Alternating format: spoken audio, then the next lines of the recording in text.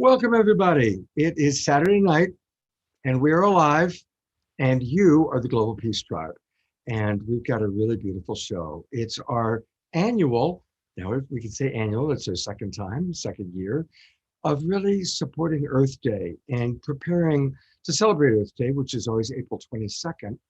And we have put together an amazing show, really appreciating all the work that's gone into it. And wait till you see how many amazing speakers, videos that we've got, all celebrating our beloved Mother Earth. Yeah, how blessed we are to be in these human bodies with such a loving mother that provides us with so much: the food that we eat, the air that we breathe, the water that we drink, all the nature around us. And we want to preserve that. We want to really become caretakers and guardians of the earth. And tonight you're going to get a chance to hear from some amazing people on how we can do that.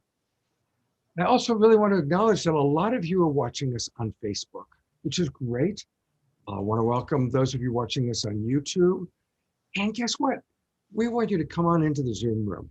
It's really, really easy. Just go to globalpeacetribe.com, www.globalpeacetribe.com, and register. It takes about a minute. And what's great about coming into our Zoom room is you can chat easily with all the amazing speakers and presenters and musicians that you're going to meet tonight. You can also chat with each other. Also, of course, we then have your email address. Don't worry, we keep it. We don't give it to anyone else.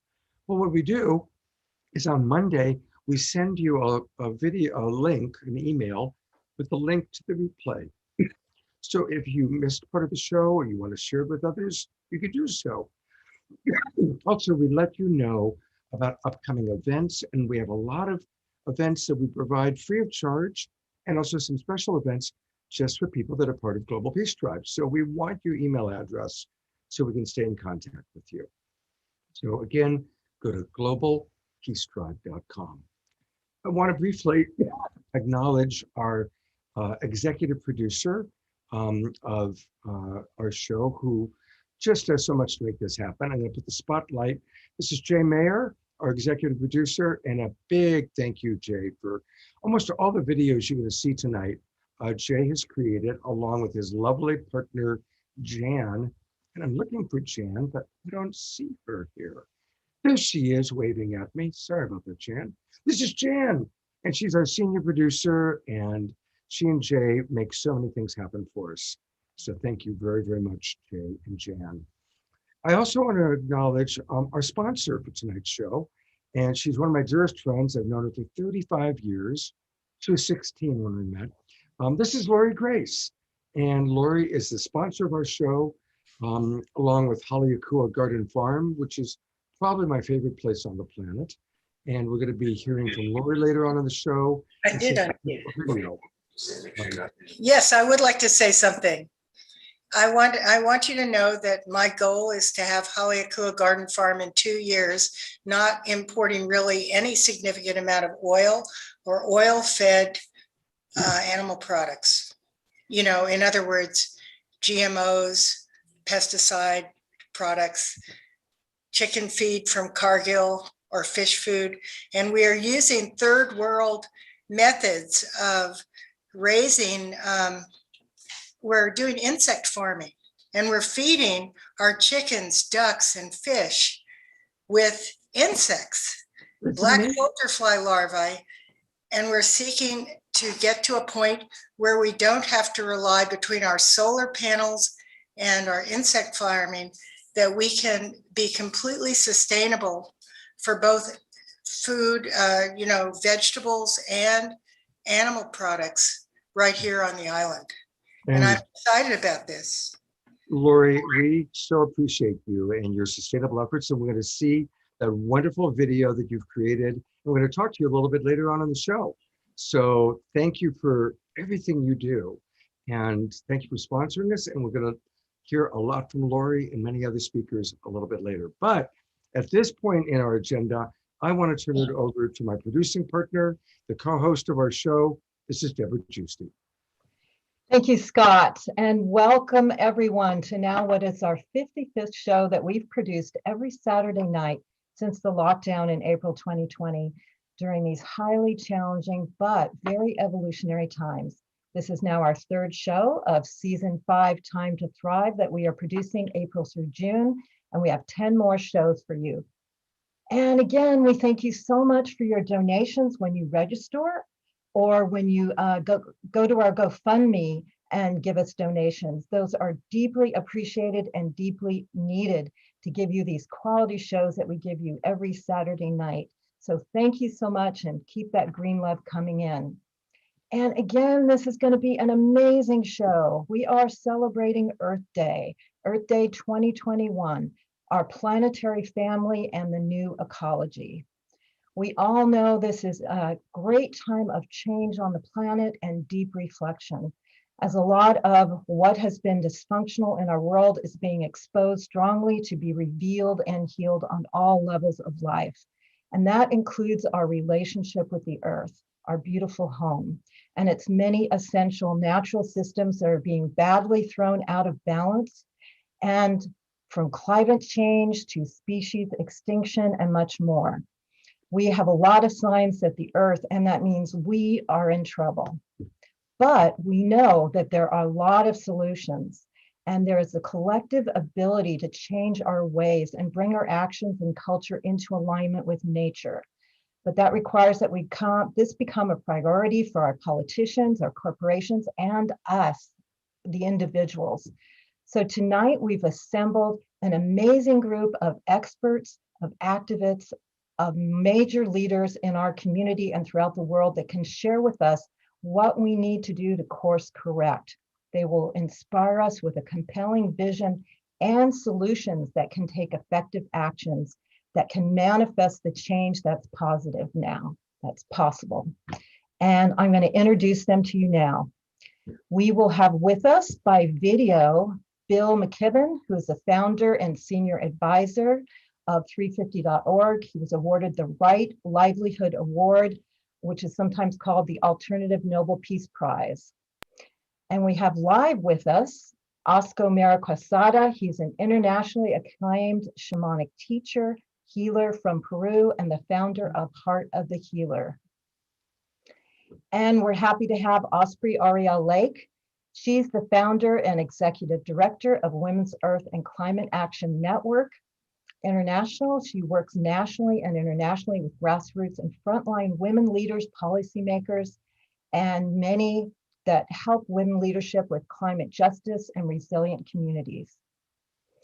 And we have Ken Ossibal. He is award-winning social entrepreneur, author, filmmaker, media producer, but he's also the CEO and founder of Bioneers, the amazing conference that's been going on for many years in Northern California.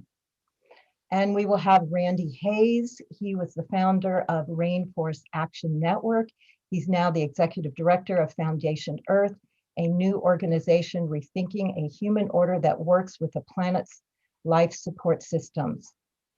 And we will have Penny Livingston-Stark. She is going to be in our after show, so please stick around for that. She's well known for her very strong work with permaculture and is a foremost expert on permaculture. And you know what? It took a moment for me to find they weren't here, but there's Penny. All right. Welcome, Penny. Thank you so much for being with us. And there's Randy. All right. Randy's here. He's going to be with us on video later on, so stick around for Randy as well.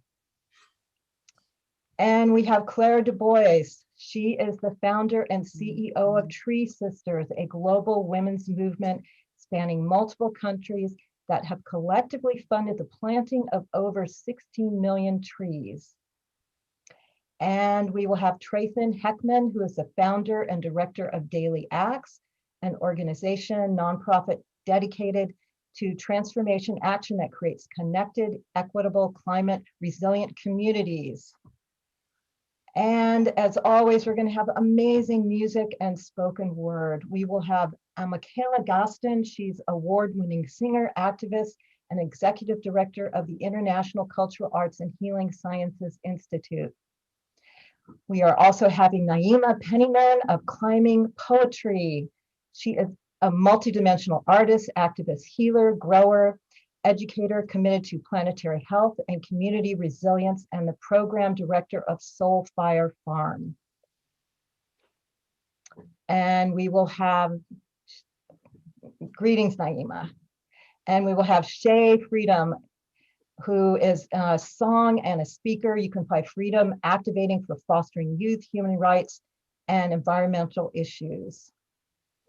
We also have Marlo Baines, who is going to be representing Earth Guardians. She is a deep listener, lover of nature, dedicated activist for educating and the voices of young people in the quest for social, environmental, and climate justice. And we are going to have Jonathan Ute with his Permy Puppet Show at our after show. So please stick around for that. Jonathan is a catalyst and facilitated shared visioning process to create a place for sustainable living. And with our show, a lot of times we have the opportunity for you to share your green love. What we mean by that, in the power of community, we support nonprofit organizations, and by your donations during the show or afterwards when you get our replay email, any amount that you give, whether it's $5, $50, $500, will go to these organizations that are working so hard to elevate the consciousness and make a change in the environmental movement. And what is best more than the environmental movement to support? And we are going to support this time Earth Guardians.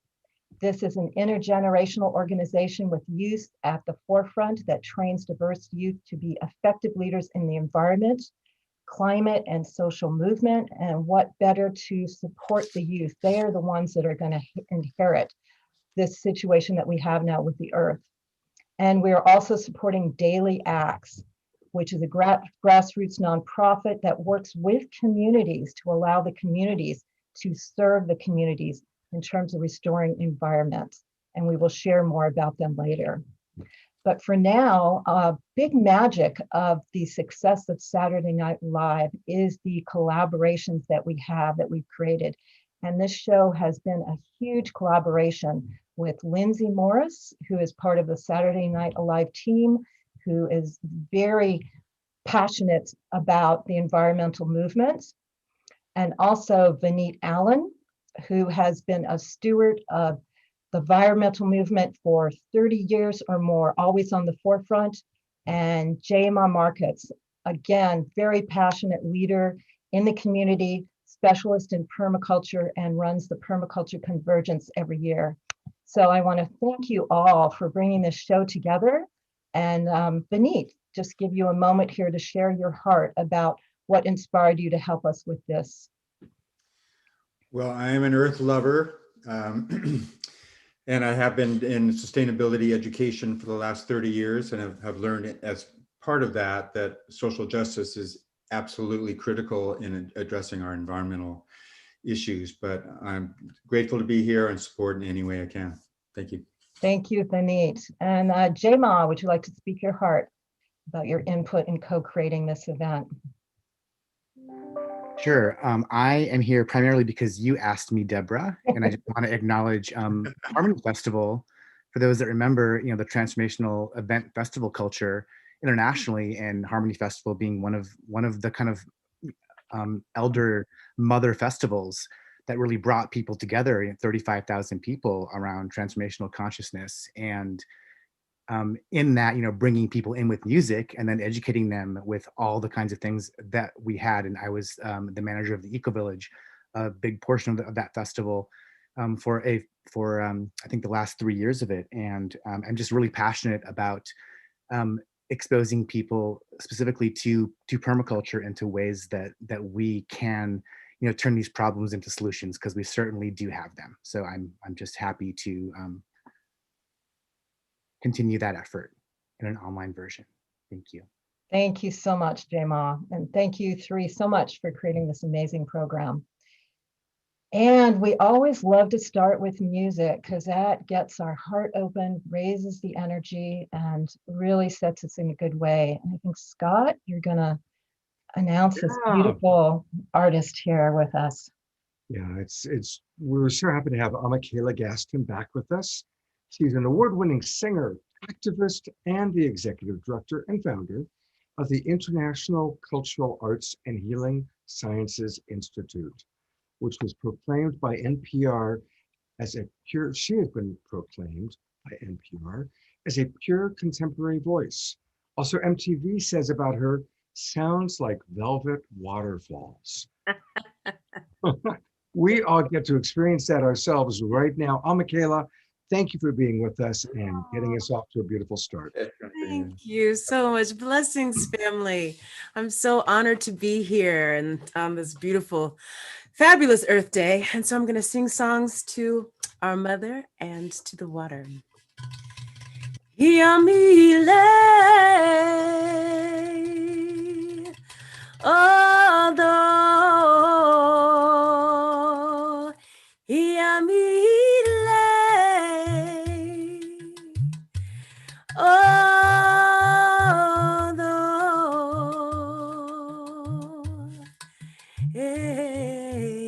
Papa Shai Isembi Saramawoe Yami Ile Although hey, and to the oceans, the rivers, the gentle breeze,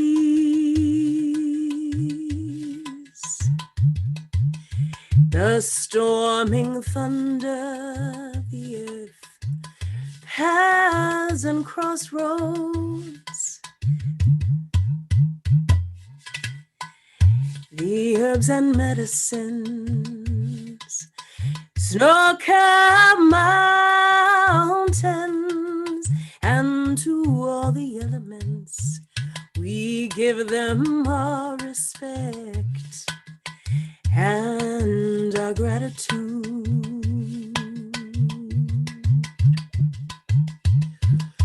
To be amongst them by whatever names they might be called or worshipped, our humility is our gift and a birthright, as it is for every human, growing as a seed under light of sun and moon,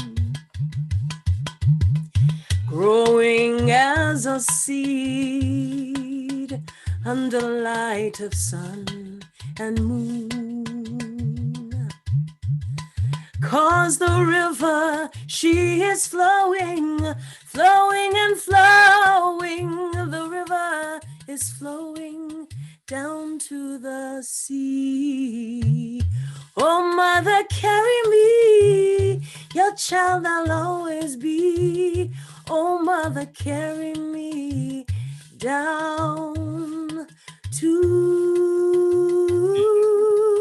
the sea. For the earth is our mother. We must take care of her. The earth is our mother. We must take care of her. Yami ilay, although yami ilay, although Bawa Shai Isemi Saramawoe Yamile, although, which means all is well in my mother's house. Aho, Ashe, Amen.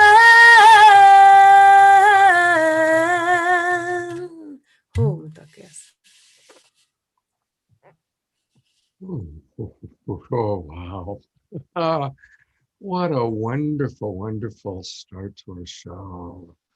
Thank you so much, Michaela. Thank you so much. What a blessing to be here. It's Earth Day, y'all. Earth Day, yeah. What you got to say, Earth Day? Okay, I'm good. No, you're more than good. You're great. You're great. Hey, I want to encourage everybody to write down her name. It's Michaela Gaston. You can find her on Facebook. I just sent her a friend request. I hope she accepts it. And I promise I will. Okay, good. She spells it Amikaeyla, Gaston, Gaston. You can find her on Facebook. You can also, if you go to YouTube, she has an amazing TEDx talk that she did. So you can find her on YouTube, you can find her on Facebook, and hopefully you'll find her on Saturday Night Alive very, very soon again. Yeah? Great. Thank you so much, Michaela. And to introduce our next presenter, I'm turning it back over to Deborah. Thank you, Scott. And when we were creating this show, we knew we wanted to support this organization that we're going to share with you now. And we're talking about Earth Guardians. This is an amazing intergenerational organization that works with youth at the forefront and trains youth to be effective leaders in environment, the climate, social movements across the globe. So we've invited Marlo Baines to come on and share her story and her process of being involved in Earth Guardians. She has served since 2018 as the youth director, and she's also launched Earth Guardians Youth Council. She's also has a book that she sells. She's involved in so many things, but what is not more important than activating the youth who are really going to inherit the world and the earth that we are creating now, and to get them on board for this change. So Marla, we're so happy to have you here. Thank you so much telling us your story, the story of Earth Guardians. And again, this is our nonprofit organization that we're here to support. So I'm going to be putting their link in the chat room, and please donate to them with your green love. Any amount will help them go forward in the strong way that they're doing. Thank you, Marla, for being here with us. Thank you, Deborah, and thank you, Michaela, for a beautiful opening. I'm honored to be a part of a program with people like Bill McKibben, who was one of the first presenters that inspired me at a frack-free event in Boulder, Colorado when I was in 4th grade, and Osprey Oriel Lake, whose work in women empowerment, collaboration, and climate justice work inspires me, and Claire Dubois, whose full moon meditations and work with tree sisters intertwine with my practices that I strive for in my daily life, and Kenny, Nema, and so many others who are already doing this work for a better planet, which unto itself is hopeful. My name is Marla Baines. I'm located on occupied Arapaho, Cheyenne, Ute, and Lakota territory outside of so-called Boulder, Colorado. I'm honored to be here as Youth Director of Earth Guardians and for our organization to be one of Saturday Night Alive's nonprofit recipients.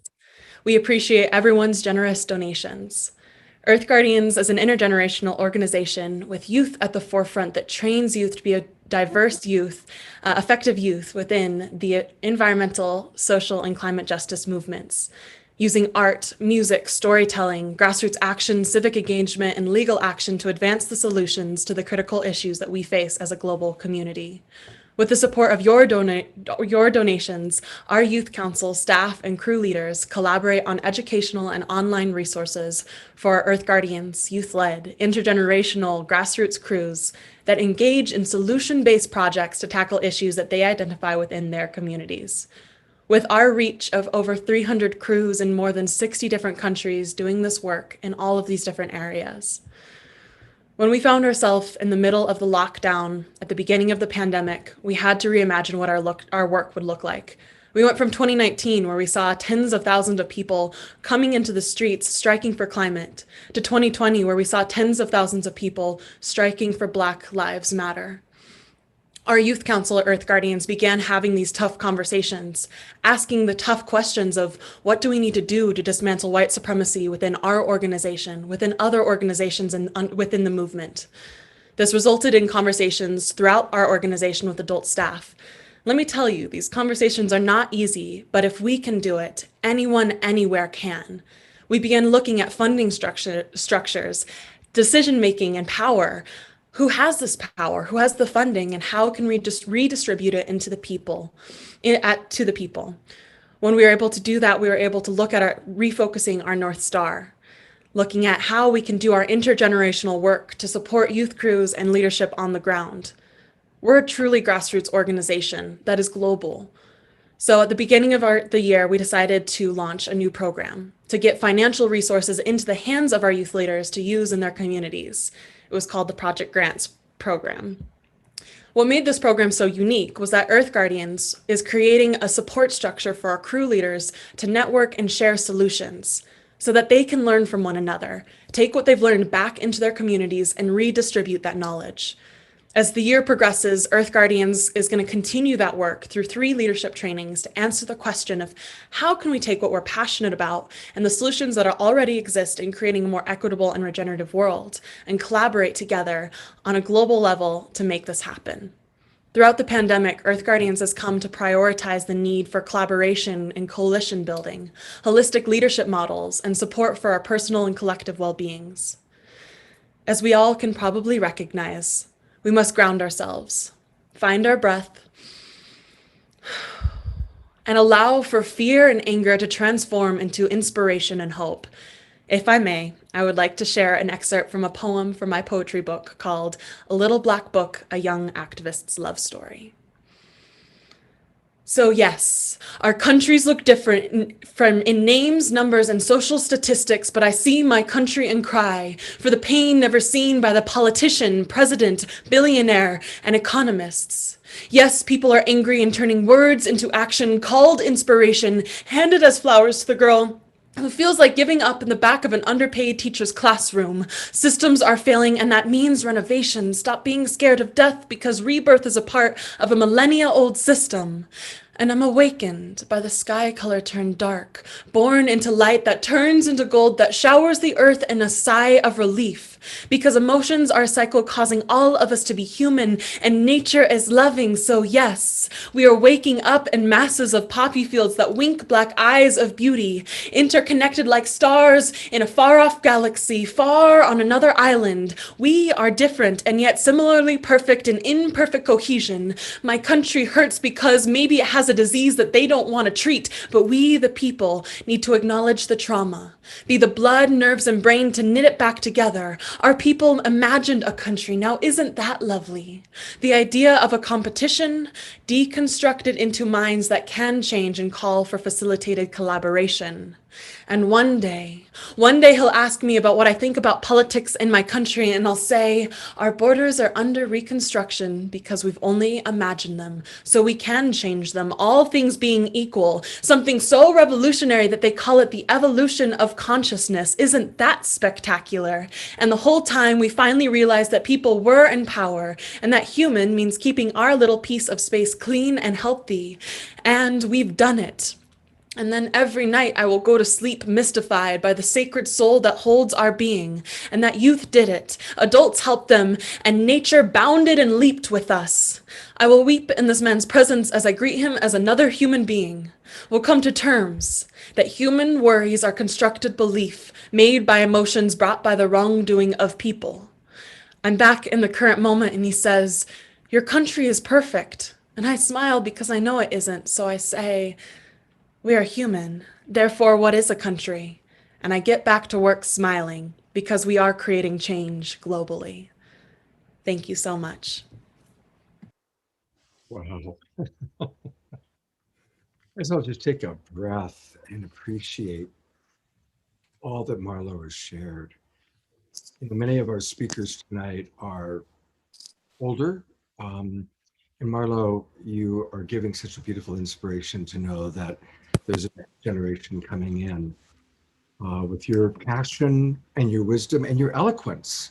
Very, very eloquent. I want to encourage everybody, please, right now, go to earthguardians.org. Go to earthguardians.org and then you click donate, and that gives you your options. You can do one-time donations. You can become a member. I see where someone in our chat box just said that he just became a member. So inspired by Marlo. So go to earthguardians.org, donate. I'm going to actually play a little video of wisdom jewels. And while playing the video, that's a great time for all of you to go to earthguardians.org and donate. And I also do want to acknowledge for a moment Marlo. She's obviously a wonderful being. And if you want to get more of her poetry, you can go to her website. And her website is her name, marlobaines.com. And yes, young women do deserve to live a much better life. And you can go down and you can order her book, Poetry Revolution, The Little Black Book, A Young Artist's Love Story. So while I play this video, we're going to have Claire Dubois on in a moment. But while I play this video, honor Marlo, honor Earth Guardians by being very generous with your donation. And thank you, Marlo, for inspiring us in such a beautiful way.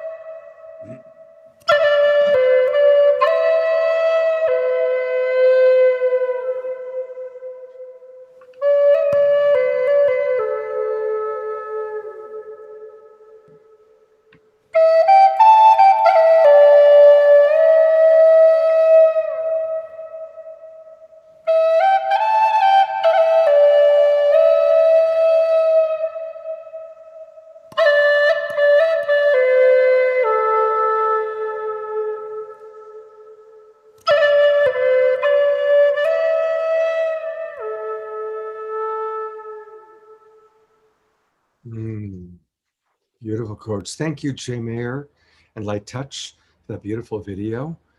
Thank you, Jan. And thank you, all of you who hopefully are donating right now or have donated. And of course, you can continue to donate through the show. And you know, I love to read the names of the people who have donated. So you can always donate anonymously if you don't want your name read. But I really enjoy that. It's one of my favorite parts of the show.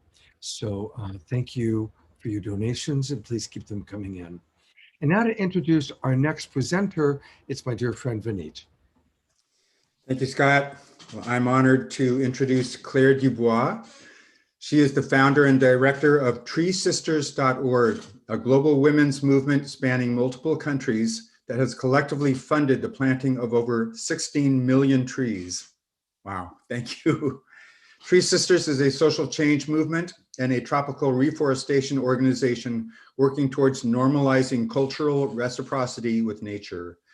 Claire, as you can see, is beautiful inside and out, and also happens to be married to a good friend of mine, Mark Dubois, another absolute hero of the planet. Claire. Thank you so much, Vineet. And Marla, you're a hard act to follow.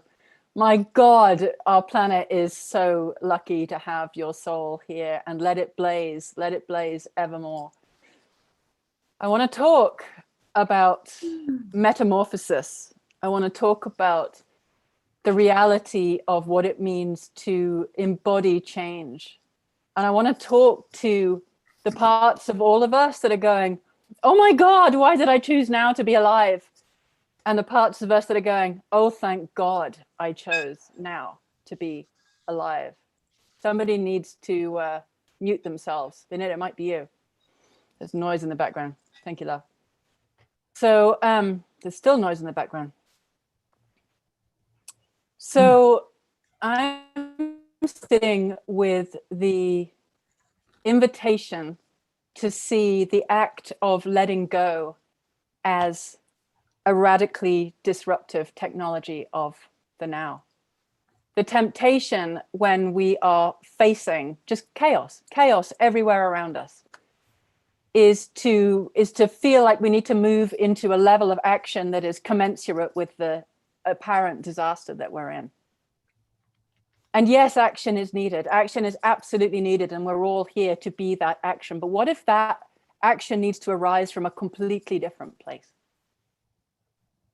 What if it needs to arrive from such a connected place that it carries a frequency, it carries a permission, it carries a sanity, it carries a beauty that simply by its act of being can actually be fundamentally transformational?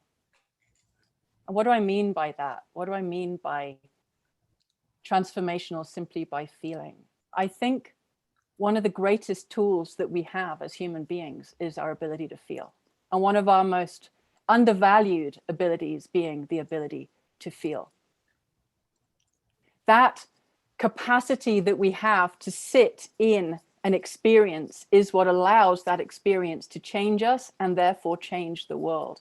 And in this moment where we are in a profound free fall, a free fall that is allowing the world that we have been a part of, the world that has moved through us, to shift in our capacity to recognize that it no longer serves. We know that it no longer serves, and yet it is being perpetuated. Well, what if our willingness to feel the discomfort of the free fall, of the letting of it go, actually allows for the anchors of that reality to leave our bodies?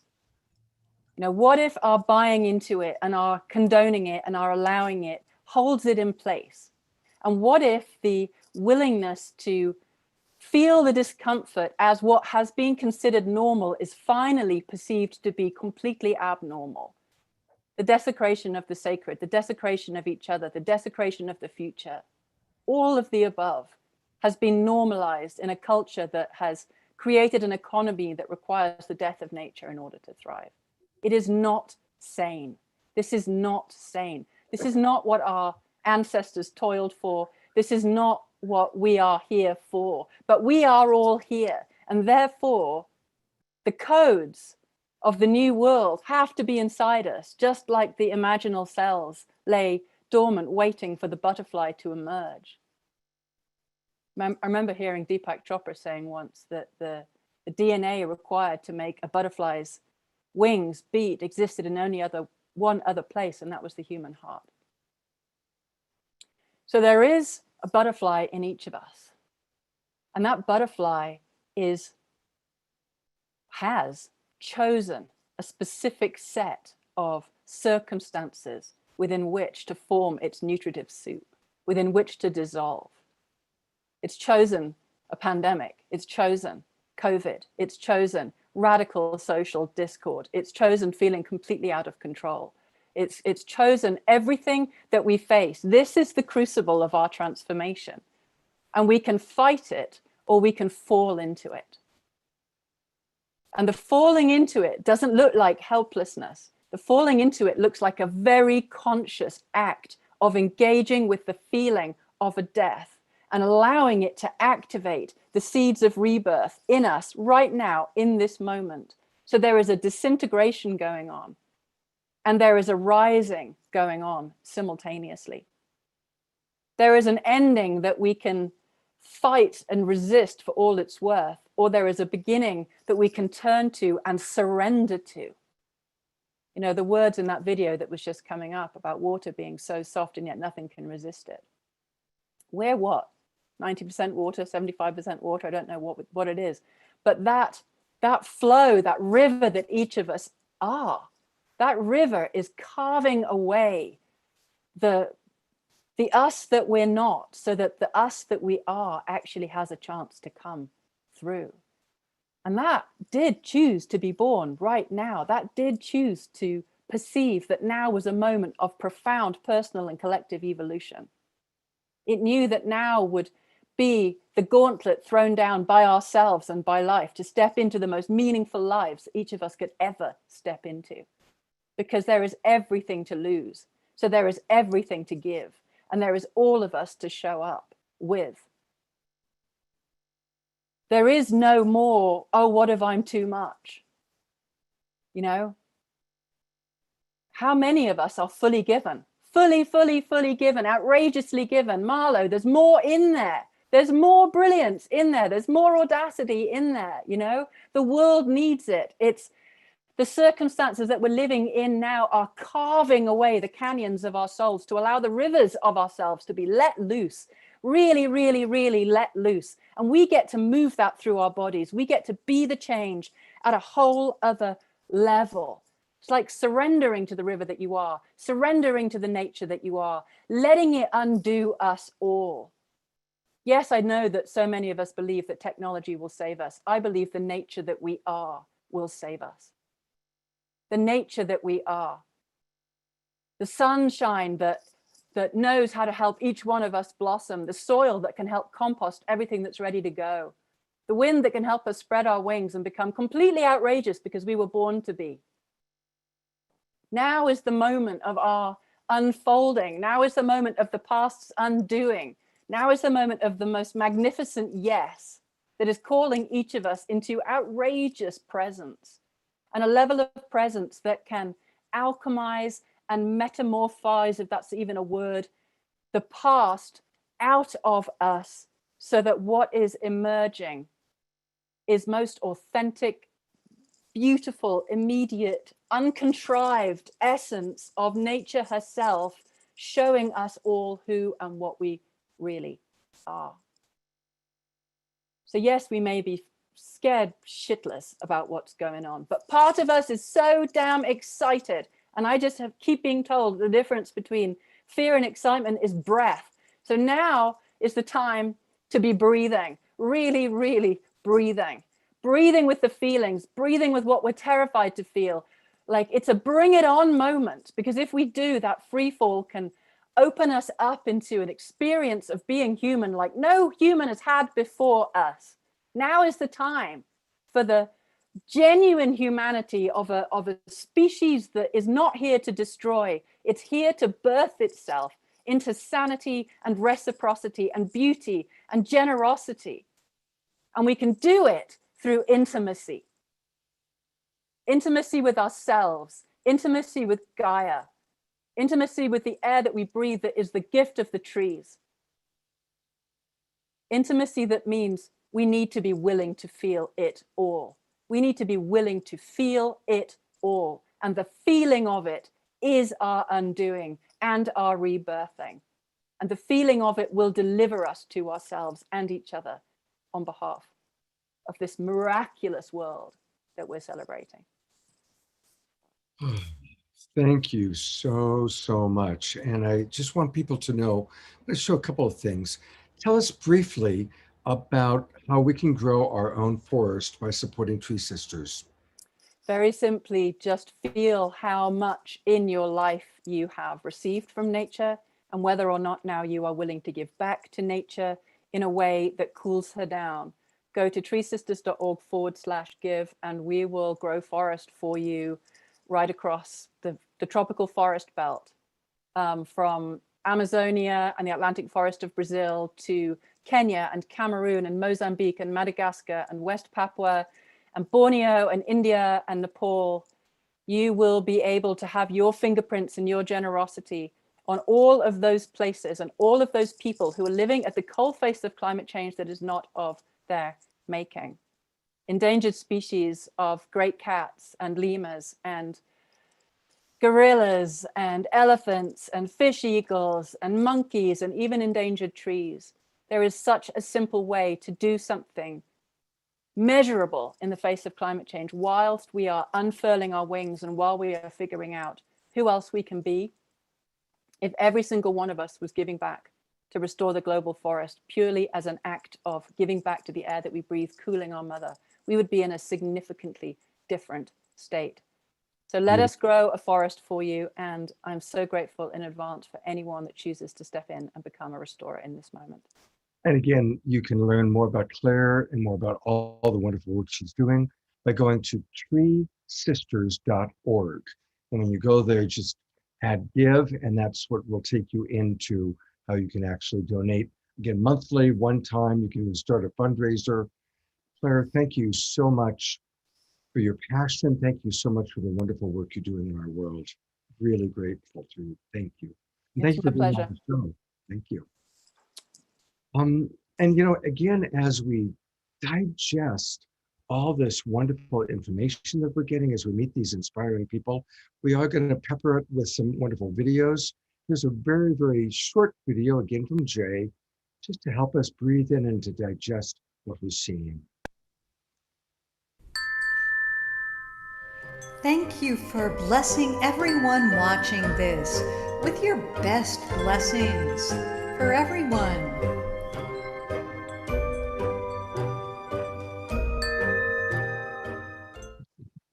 Absolutely. Blessings to all of you. She talked about the butterfly. You've heard me say before. We all are imaginal cells in the butterfly growing out of the old paradigm. And to tell us about our next presenter, once again, here's Vineet. Thanks, Scott. Great show. I'm so inspired. Well, it's my great pleasure to introduce a personal hero of mine, Ken Ossibal. He is an award-winning social entrepreneur, author, filmmaker, and media producer. He's CEO and co-founder of Bioneers, an acclaimed nonprofit showcasing visionary and practical solutions for restoring people and the planet. And I will say I don't think I've missed a single year out of the last 15 years. It's like the creme de la creme. I don't know where he finds amazing people and solutions. Beautiful. His film series, and I believe we're going to be seeing a trailer clip that's spectacular, Changing of the Gods, will launch this fall. Kenny? And actually, Kenny provided us with a video, so we're going to watch the video. Great.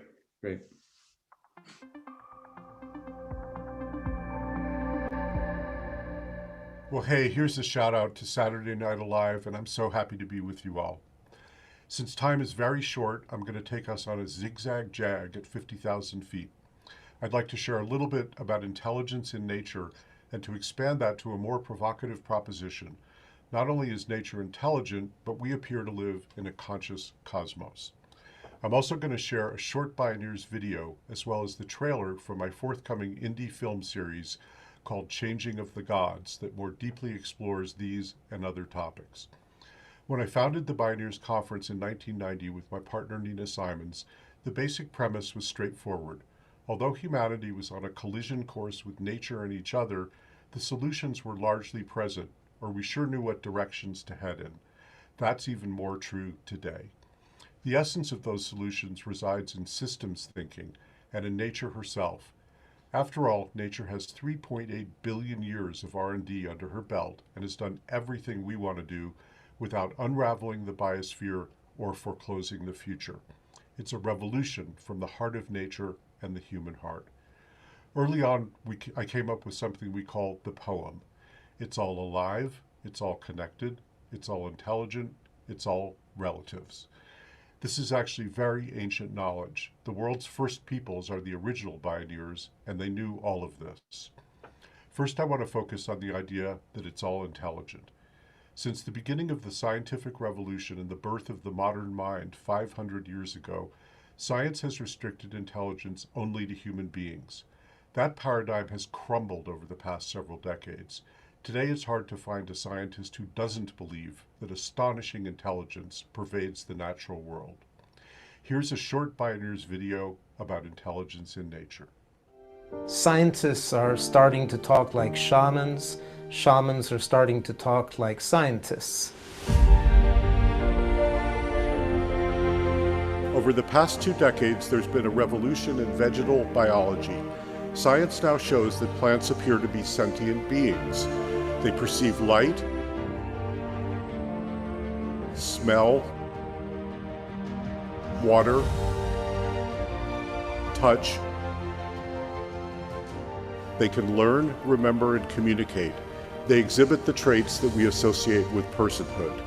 Experimental science has confirmed that plants can see when you're standing next to them and the color of your shirt. They don't have eyes, but they have the same photoreceptor proteins all over their bodies that humans have at the back of the retina.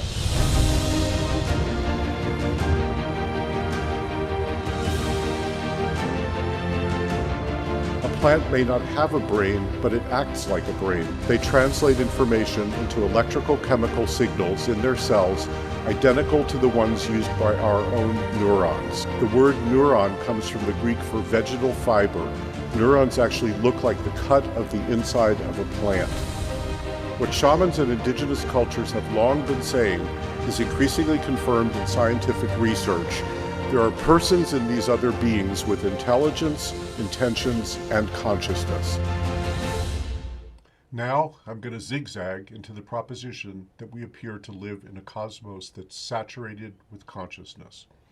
Here's the trailer for Changing of the Gods, which was inspired by Richard Tarnas's landmark book, Cosmos and Psyche. It leads us into the mystery of consciousness. Is this just some sort of disturbance in the force? These are truly uncharted times. There are periods in history when human energies, both constructive and destructive, seem to come to a boil. I don't know if you can remember the last time we have seen a world this much in chaos. If you didn't know better, you'd think something larger was at work. Something is happening here, and you don't know what it is. That something is happening again. Is there a correlation between human history and the movement of the planets? Tracing back in history the many times that Uranus and Pluto came into conjunction or opposition or the square, it would coincide with historical periods that have a quality that perfectly reflects the archetypal quality astrologers connect to those particular planets. There appears to be a close correspondence in history with sudden large-scale shifts in human consciousness and collective behavior. The beginning of the revival of the women's movement. I can see the similarities between Black Lives Matter and the Black Power movement. One possibility for understanding astrology was that it was synchronicity working on a grand cosmic scale. There is one unitive process of consciousness that is manifesting on multiple scales of time and space simultaneously everywhere. And astrology is the study of those correlations. The current scientific understanding of consciousness is just barely beginning. There are correlations between the microcosm of human consciousness and the macrocosm of the solar system and beyond. We are constantly co-creating together. We are the conscious expression of the universe being conscious of itself. Our future deeply depends on what level of consciousness and engagement we bring to this historical moment to bring forth the best possible results. Young folks who marched from Selma to Stonewall didn't just do it for themselves, they did it for other people. A fundamental changing of the gods seems to be at work right now.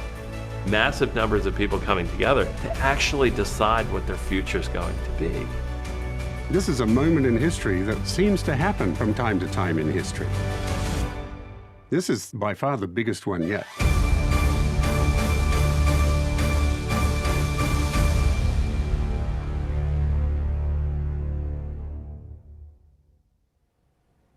As Richard Tarnas likes to say, worldviews create worlds. Above all, today, we face a crisis of worldviews. If there's one fatal systems error in the modern worldview, it's the delusion that we're separate from nature and each other. It's the objectification and commodification of both nature and people that have led us to this precipice of civilizational collapse. The rhinoceros in the room is corporate capitalism. The Hummer of plutocracy has gone off-road. It's make feudalism great again. The system is the crime. One thing's for sure, the twin crises of climate chaos and extreme inequality will keep getting worse fast, and people will keep rising up in ever bigger numbers, demanding and making real change.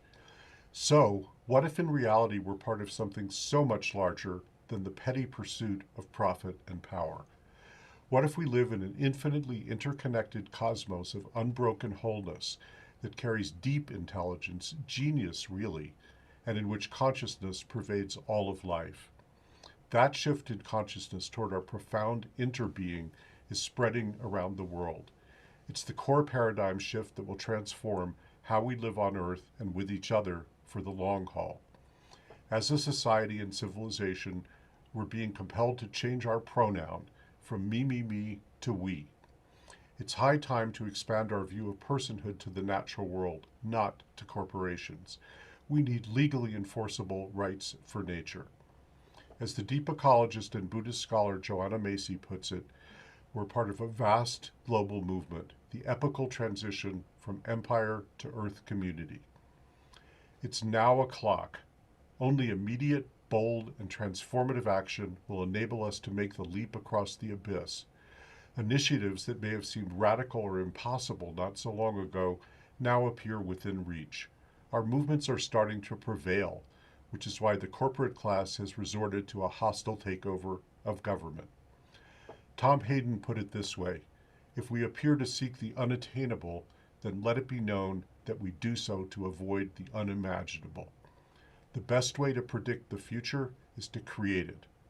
All power to the imagination. Thank you.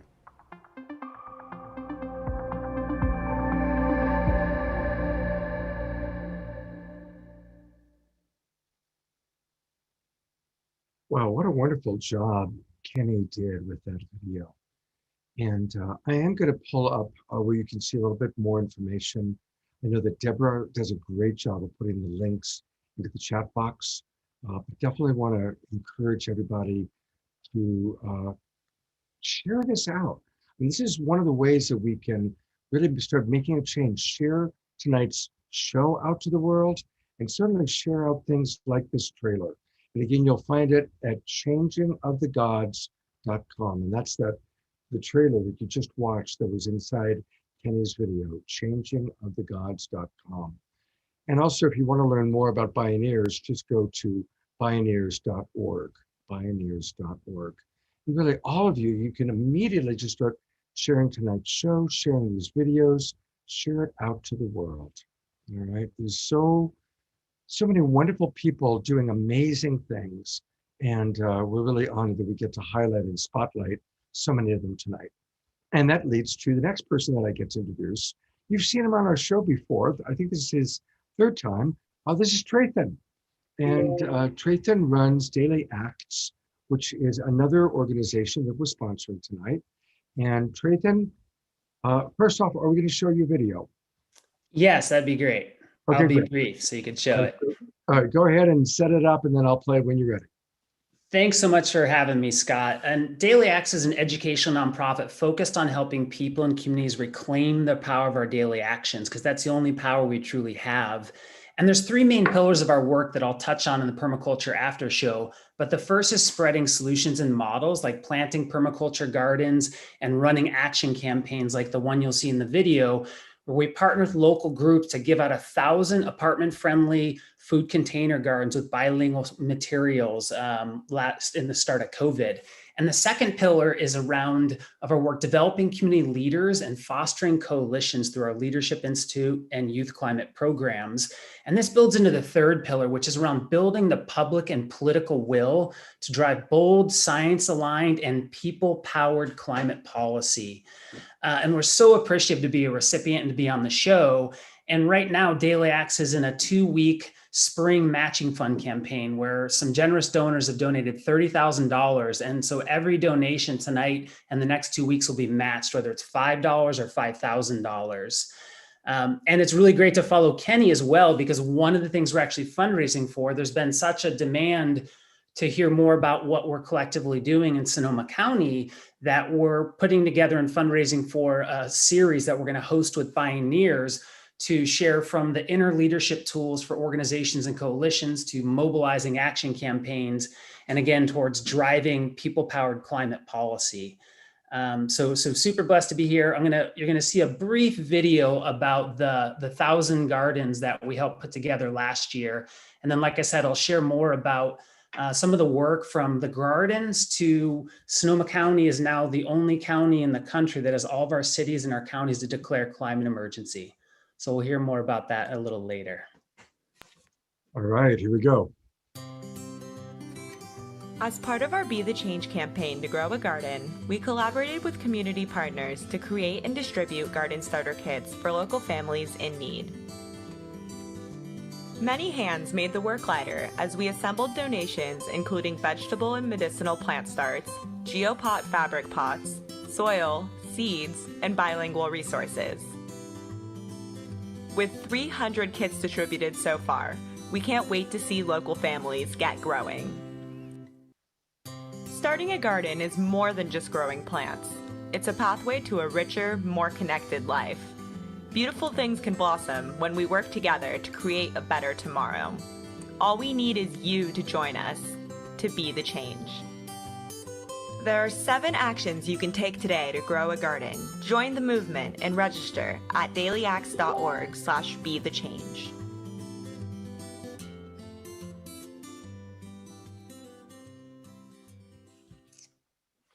And that isn't an active campaign, but it's an example of one of the action campaigns we run. Fantastic. And of course, you're going to be on we've got this wonderful after show planned, Permaculture after show. And so we're going to learn a little bit more about you then. But I do want to take people one more time just to your page and go to dailyacts.org, dailyacts.org. And that's where you can learn how to donate. And if you click the donate button, you have all sorts of options as to how to donate. Like he said, if you donate, it's going to be matched. So now is the time to support Daily Acts. I know we're asking people to, support a lot of organizations tonight. That's because there's so many people doing such amazing work. And you're certainly one of them. Thank you so much, Traythen, for all that you're doing and all of the people that you're working with are doing. Thank you so much. Thank you. And, while you're donating, I'm going to play another video, again, created by our friend Jay Mayer. And it's, it's a reminder for us to just really enjoy our life and to be grateful for all that we have. So I invite you to donate to Daily Acts and to enjoy this video.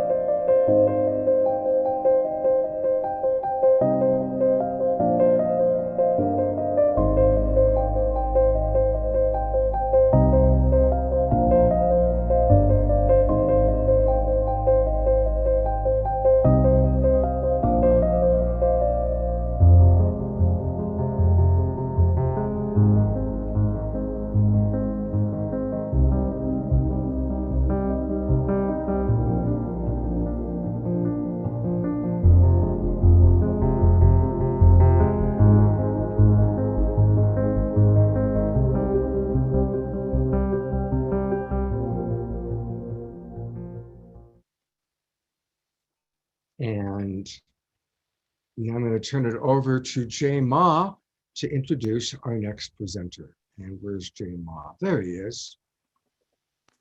Thank you, Scott. It's my pleasure to introduce our next guest, Naima Pennyman, who is the co-founder, co-artist director of Climbing Poetry, which many of you may have heard of, an internationally acclaimed performance duo using art as a tool for education, activism, personal transformation. She's an amazing multidimensional artist, activist, healer, grower, educator, also the co-founder of Wild Seed Community Farm and Healing Village, a Black and Brown-led intentional community focused on ecological collaboration, transformative justice, and intergenerational responsibility. Thank you so much, Naima, for joining us. We're happy to have you here. Thank you so much for having me, and peace to the Saturday Night Alive and Global Tribe community. I am Naima. I'm so thankful to be called together and that we each said yes to dream bigger, to love harder, to listen closer. We know it's time to heal and prepare to divest once and for all from systems and structures of violence and to come together in direct action and direct service, to collaborate with the earth and remember our connection to everything. I'm honored to share some poetry with you this evening. And this first piece is a shout out to Daily Acts, as well as to all the soil stewards and freedom gardeners, those who are building hubs of food abundance and resilience for our communities. And I'm proud to be part of that movement with Soulfire Farm and Wild Seed, and sending this out to all the comrades with their hands in the soil. Every patch of earth unencumbered by concrete, where soil and atmosphere meet, is a portal to presence, a terrain of remembrance, a vote for survival in an unpromised future. These gardens are blueprints of interdependent destiny, intergenerational memory, saving seeds for food as remedy. See, my people know what it's like to eat and still be starving. So we turn in hardship into harvest, lawns and schoolyards into gardens, homegrown bounty in our palms. We come from soil and stardust, and so we conjure. Giving props to the magicians who grow provisions for our kitchens, we smuggle spinach into prisons, transform the places that we live in, trade psychosis for symbiosis, and stay focused. We sprout sunflowers that tower on neighborhood blocks, harvest raindrops on rooftops to water our crops, propagate plant medicine for the metropolis, guarding our plots, because our gardens are not for profit or loss. Cross-pollinate the promise, fam. We got this. Take a deep breath, restore calmness. With lemon balm bounty in our palms, hot peppers in our pockets, black-eyed peas spiraling up Lenape blue corn stalks, with buttercup squash carpets, three sisters symbiotic, talking stories of solidarity on native territory. Migratory monarchs transcend borders. Morning glories ascend fences. Pay attention to the lessons Mother Nature keeps expressing, how to multiply our blessings for justice and sustenance. Amid glaring disparity, every seed saved will set us free. In an age of opulence and scarcity, every seed saved will set us free. In a time of intensifying violence and climate calamity, every seed saved will set us free. Hold on tight to the source. We have all that we need. Ashe. Beautiful, beautiful. And people can learn more about Naima Penniman by going to soulfirearm.org. And I'm actually going to pull that up in a moment, or wildseedcommunity.org. I'm going to go to Soulfire. Tell us a little bit about what we're looking at. Tell us about Soulfire Farm.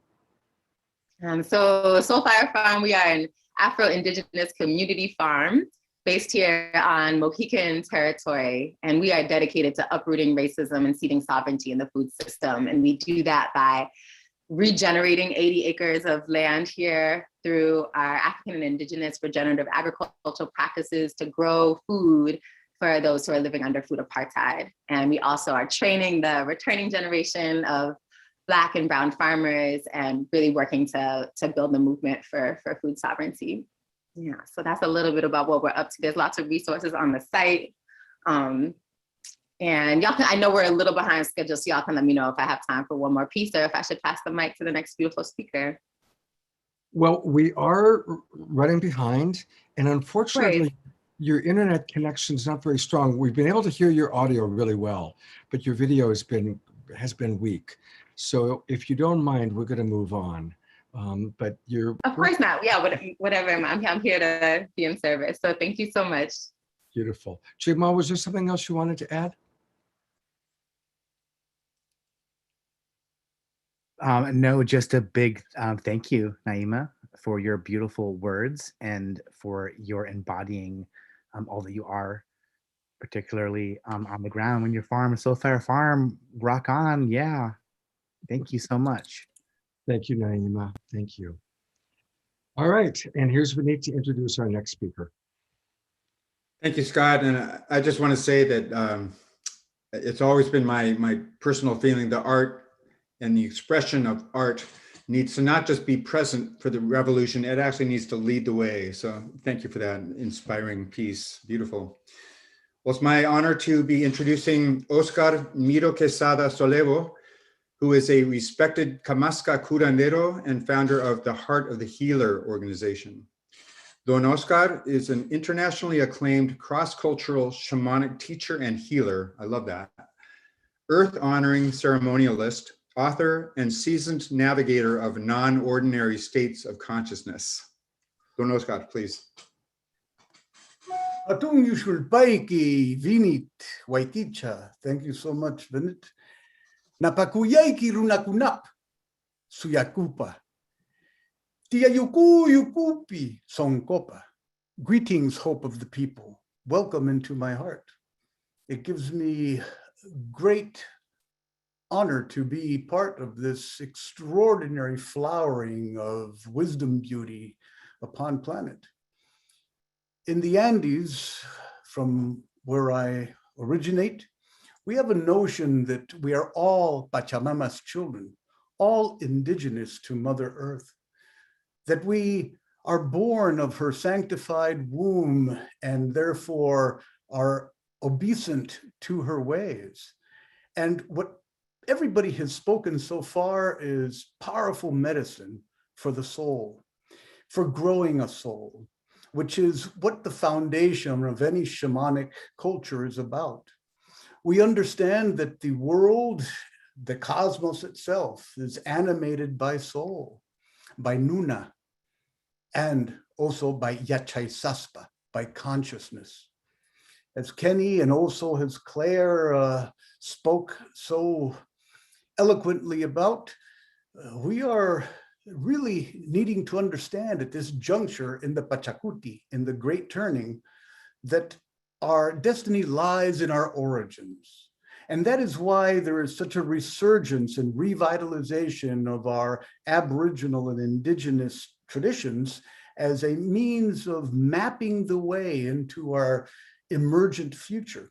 And if we pay attention, we will realize that all the tools and all the practices and all of the community building medicines that is so desperately needed on planet right now, we have the best teachers around us, the people who work the earth as if the earth was truly the source of their own beauty as passersby on planet.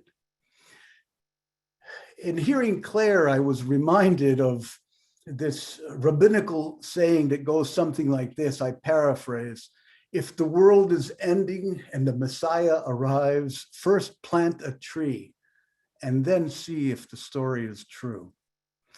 And I share that from another tradition other than Andean, because it really speaks of the action that's necessary, of the right action, of what we understand in the Quechua or Runa tradition of the Andes as Yankai. There are 5 attributes that are indispensable for human to cultivate. The first is Yankai, right action. The second is Munai, unconditional love, unlimited love, compassive feeling. The third is Yuyai, spirit awareness, disembodied mind, awareness of source. The fourth is Yachai, wisdom, a wisdom that is born and emerges from an intuitive sense of intimacy with the living universe. And the fourth is Hunyui, to unite. If you put these 5 attributes that humankind has been gifted to develop and become what we know as shining ones, as Kanchai Hukniyuk, you get the following wisdom teaching. Right action born of compassionate spiritual wisdom unites.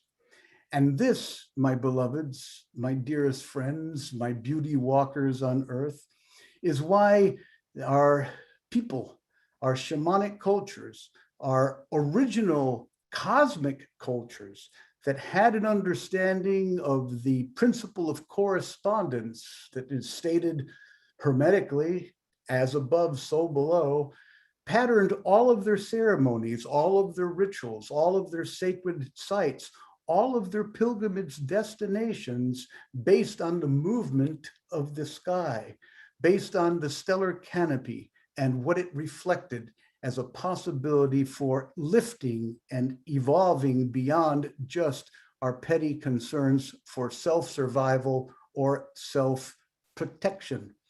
Therefore, I offer you this prayer in Runasimi as a means of allowing us to align with the truth that is beyond just doing, a truth that begins with communion, with entering into a state of alignment with something that is much greater than ourselves, and that is born of both sky and earth.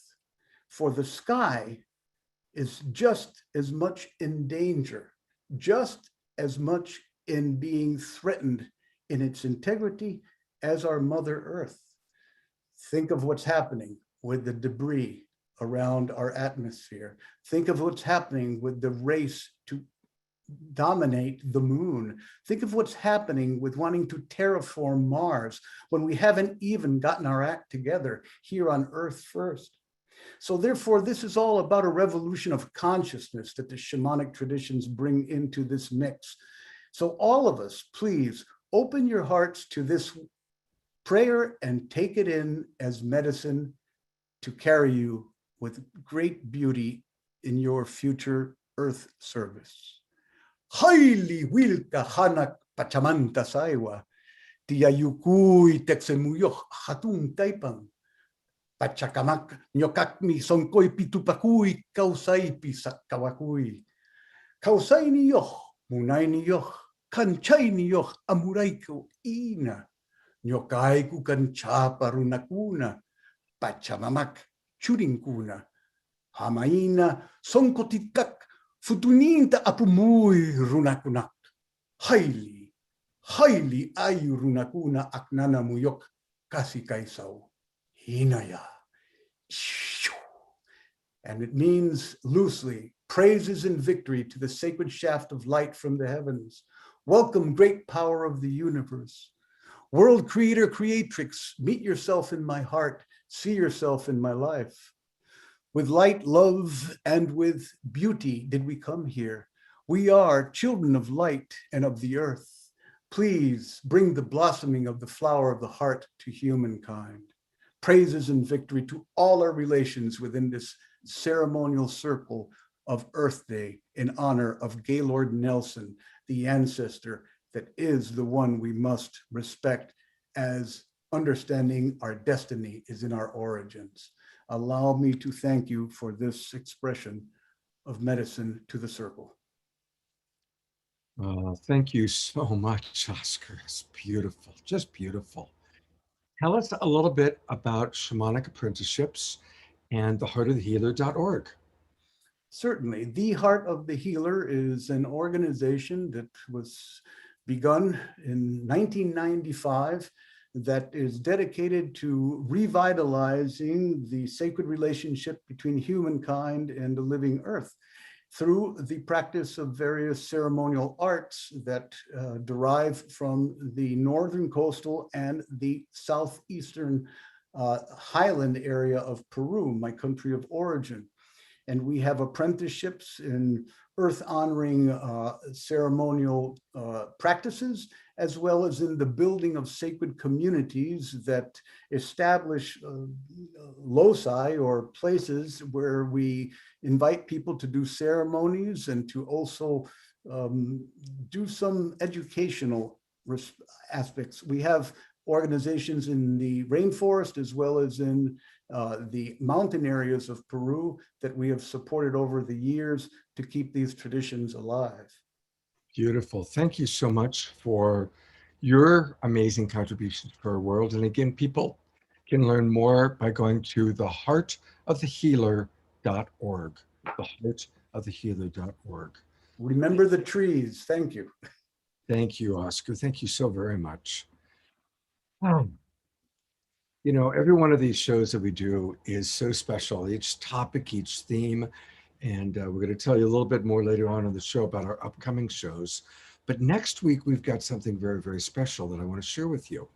The theme of next week's show is death, dying, and near-death experiences. And we're bringing back old friend Dannion Brinkley, who I'm sure many of you know. And Dannion's got a special message for you that I want to share right now. Hello, everybody. This is Dannion, AKA the King of Death. I hope that you are prepared to not miss the April 24th show of the Peace Tribe. And if you have someone who has not listened to it, please tell them. It's about death and dying and all the issues that we've been dealing with over the last year and a half.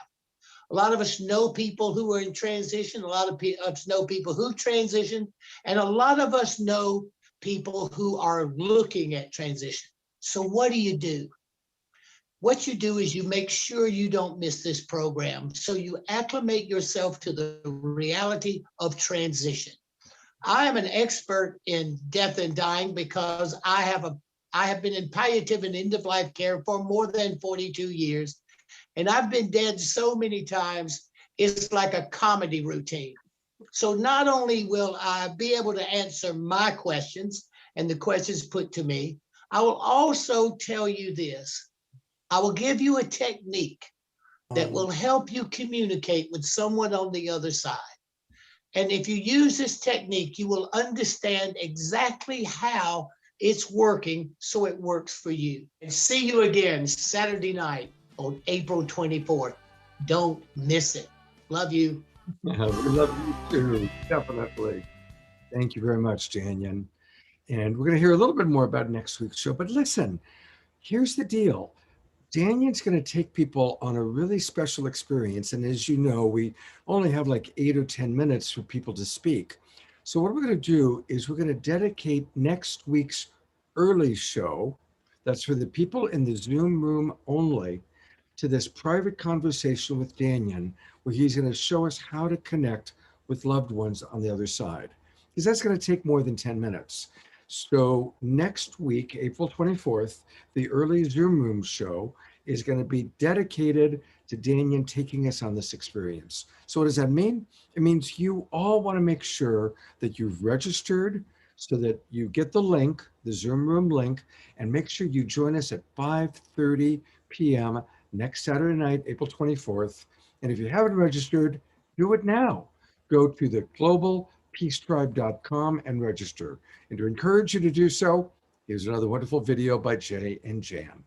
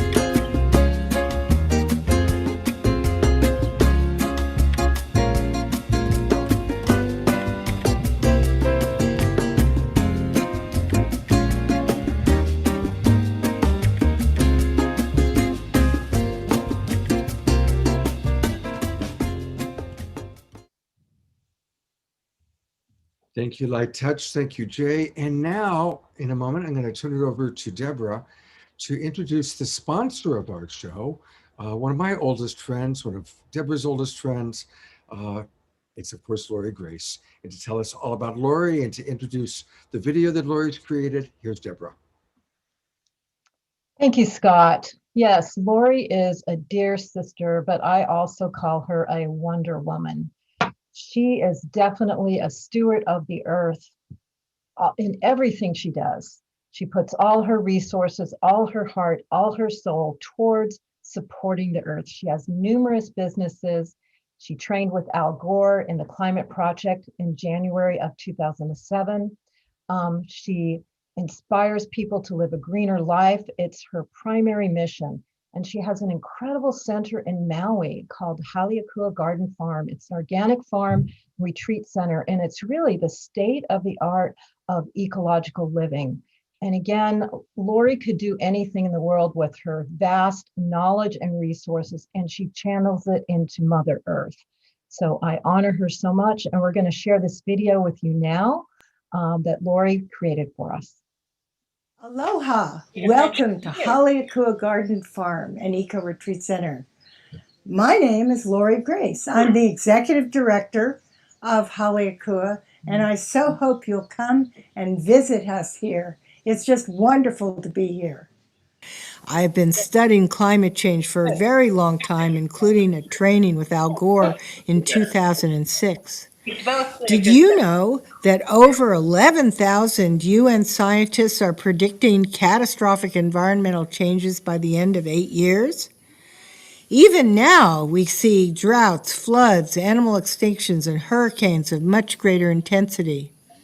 As I have learned this, I've thought long and hard about how to create a sustainable farm and eco-retreat center at Haleakua that will hopefully survive these upcoming changes. Right now, there are many features to Haleakua Garden Farm that make it sustainable. One of the many things we are doing is growing electricity. We have solar panels in many places on the farm and more to come. We are also a certified organic farm, and we are seeking to become sustainable within the farm itself. We are seeking to grow our own certified organic food for both ourselves and our fish, ducks, and chickens, and have some extra food to sell to others. We are also seeking not to have to depend on freighters and airplanes to deliver our animal food and farming supplies during the coming decade.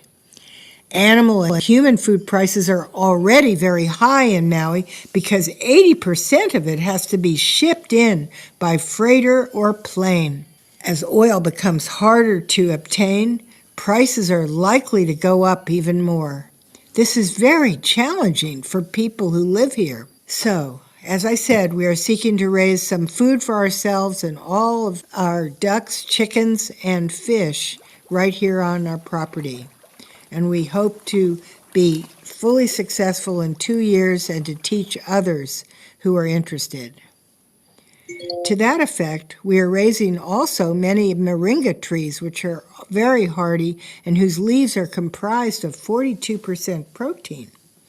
We are using them to feed all of our animals and ourselves in very healthy ways. And we are also raising and breeding black soldier fly larvae to feed our ducks, fish, and chickens, which love them and grow very quickly on them. They are also about 46% protein. We have run some blindfolded taste tests comparing our tilapia and our eggs with store-bought tilapia and eggs. In all of our tests, the blindfolded participants voted for our fish and our eggs. It is important to note that the tilapia we are seeking to raise are one of the most organically farm-raised fish in the United States. Most of the non-organic commercial fish and chicken food farmers feed their animals here in the U.S. contains genetically engineered food, GMOs, and glyphosate, the main ingredient in Roundup and other herbicides. We want to eat healthy fish, free of chemicals and GMOs. Additionally, We're seeking to raise these very healthy fish because many ocean fish are contaminated with mercury and plastic and are also being overfished, leaving seals, sea lions, sharks, whales, and dolphins struggling for adequate food. We want to shift public demand away from ocean fish to healthy farm-raised fish. And to power all of our 3 large vehicles, we use biodiesel made by Pacific Biodiesel, a local company here on Maui that produces fuel from restaurant waste oil. Our islands are spared 86% of the greenhouse gases that would be produced if our vehicles used gasoline. We're so happy to support a local business. And speaking of air, we have some of the best air in all of Maui because we're right next to a 150-foot waterfall and cooling, gentle ocean breezes flow over our property, filled with negative air ions. In addition to being a farm, we are also a community event center. Our neighbors and friends can hold events here, all within COVID-19 safety rules. So we host yoga classes here, qigong, sound healings, new moon ritual events, and special classes on many topics like permaculture, organic farming, biochar, and conscious birthing. We are also an internationally loved retreat center where retreat leaders can teach retreats on a wide variety of subjects. We have a 60-foot saltwater swimming pool, a cedar sauna, and 3 hot tubs, one of which overlooks breathtaking views of 30 miles of untouched Maui coastline. And we also have a community store where visitors can buy organic food raised right on our farm. Every room booked here has either a private kitchen or a shared kitchen that our guests can use. There is a great sense of teamwork among our staff because they are all trained in compassion communication, a system developed by Marshall Rosenberg that has spread peace to many places in our world. And for retreat leaders and visitors, we have a wonderful list of local caterers, licensed massage therapists, and coaches that people can book with. We have such a variety of rooms at Haleakua, even like the rooms right here, right beside the pool. The lotus, the garden, the pool, and the pond, right above a gorgeous kitchen. And we do special deals on some of these rooms, and sometimes others. Be sure to call us at 808-572-9300. Aloha. You didn't use my last one. And you know, wherever Lori, you're on camera, and the world is watching you, Lori. Lori, the whole world is watching you talking to Donnie right now. Right. I thought it was a wonderful video, and I didn't see it fully until now. So I just had to share some excitement with Donnie, who sits beside me. Well, thank you for really creating such a model of sustainability. And I've got Deborah and I are both on camera with you right now, just kind of sharing our appreciation. And of course, it makes me envious because Haleakua is one of my favorite places on the planet, as you know, scores of times, and look forward to going there again. Great. And for people that are interested, is it best for them to then call the number, or is it best for them to reach through the website? What would you prefer? Well, we have lots of ways of coming to stay with us. We are on Airbnb and VRBO for really more of our expensive rooms. We have website rooms that are nice and more moderately priced. And then we've got our more bargain rooms where you have to call. Okay, great. You know, to stay, but we also have all sorts of events happening all the time. We have education courses, we have very educational farm tours of a whole variety, and we have yoga and sound healings. And then people who want to run a retreat, like retreat leaders, can just book our whole place, and we've got quite a few of those. Yeah, and I've been blessed to experience several of those amazing retreats. It really is truly one of the most beautiful places on the planet, everybody. Thank you. Yeah. It's amazing.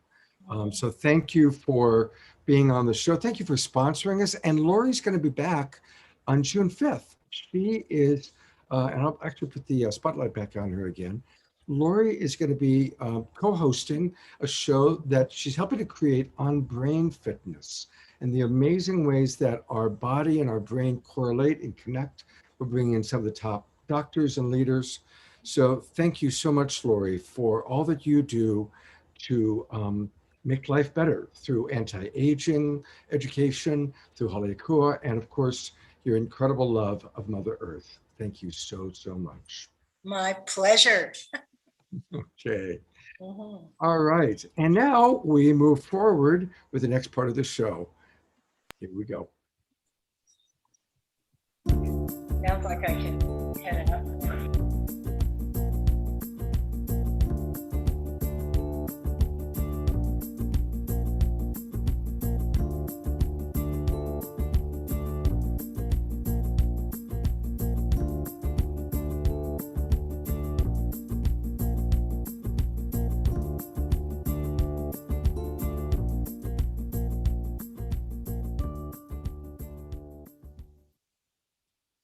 Well, actually, you are going to get Deborah in a moment, but the way we had kind of structured it is I'm going to give a few appreciations first.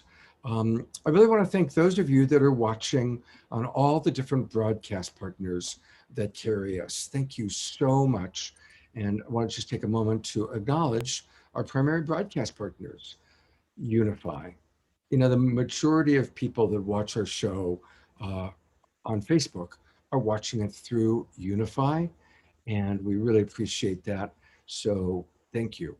Also, we show up on about 100 different groups and pages because of the Sign Network. So a big thank you to John and Summer Raymer, our friends at the Sign Network. I also want to acknowledge Alan Steinfeld and his YouTube channel, New Realities. And in fact, Alan is going to be my guest on Straight Talk next week. And we'll talk a little bit about that later. Of course, Light Touch is our ongoing sponsor, and they really make this show possible. Thank you. We also want to thank newearth1.com, and of course, my organization, Love Coach Academy, Earth Dance, Humanities Team, Portal to Ascension, Disclosure Fest, Global Days of Unity, Earthwalk, and the Enlightened World Network. Thank you to all of those amazing organizations that really make this show happen and help to reach us to so many people. Also want to thank some of the people who have donated. Derek Baines, thank you so much. Very generous donation. Also want to thank Charles Barbieri, Terry Russo, and there are several other people that I am going to get their names in a moment, maybe after Deborah shares a little bit of what she wants to share. Deborah, I'm turning it over to you. Thank you, Scott. And yes, I'd love to invite you to share the word of Saturday Night Alive. Word of mouth is the best way in Golden in terms of spreading the word. So please share with your friends and family. And we have a really incredible video that shares about the show. So I'm going to post that in the chat room, as well as the links to sign up. So I really invite you to assist us and spread the word of season 5, Time to Thrive. Also, if you'd like to volunteer, I'm going to post a volunteer form in there. We love the help. It's a lot to do the show every single week. So anyone that wants to help us and has some superpowers to share, that would be great. We're also looking for people that have superpowers around social media marketing. So if that's you and if you feel called to help with Saturday Night Live, I'm going to put my email and contact info in the chat box. And please contact us so you can help us get it out even farther worldwide. And if you'd like to sponsor an upcoming show, or for the summer or for the fall season, please contact us. And I will put all those links in the chat room. But now I want to share about next week's show a little bit more because we have an amazing speakers on. It's near-death experience, Tales from the Beyond. We have Anita Morjani, incredible author, very famous author on near-death experiences, as well as Eben Alexander, again, very famous expert on near-death experiences. Daniel Brinkley, who you saw before, Michael Tamara, Tom Balladino, Lisa Garr of The Aware Show. And also for music, Kristen Hoffman, who's one of our favorite performers, is going to do a special journey with us again, as well as Sri Kala. And we will also have a magician as well. And another very special show coming after that is our Indigenous show, which we do every single season. And this is sponsored specifically and produced specifically by J. Mayor Jan Kaplan. This will be spanning the globe with Indigenous wisdom. So we're going to have Indigenous elders from all over the world, Uncle Lewis Walker, Grandmother Flor de Mayo, Sergio Mangala, Chief Bill Lane, Moeto Taka, and music with Pura Fay and Sister Stone. Also, May 8th, we will have Sacred Magic, integrating the divine feminine and masculine. We'll have the incredible relationship experts, Gady and Kay Hendricks, Matthew Fox, Sananda and Shakina, as well as many others. And May 15th will be Awakening Global Coherence Pulse that we have every season. And Scott, would you like to share about the next show? Yeah, on May 22nd, we're going to tackle that entire weekend. We're dedicating to addiction recovery and suicide prevention. On Friday night, Straight Talk, Saturday Night Alive, and my Sacred Sunday show. All three of those shows will be dedicated to providing the best steps and tools for helping those that you know or even yourself with these very real and challenging issues. On May 29th, our good buddy Mark Sims comes back. He's bringing Whitley Streiber and several other amazing experiencers and experts in the field of making contact with our galactic family.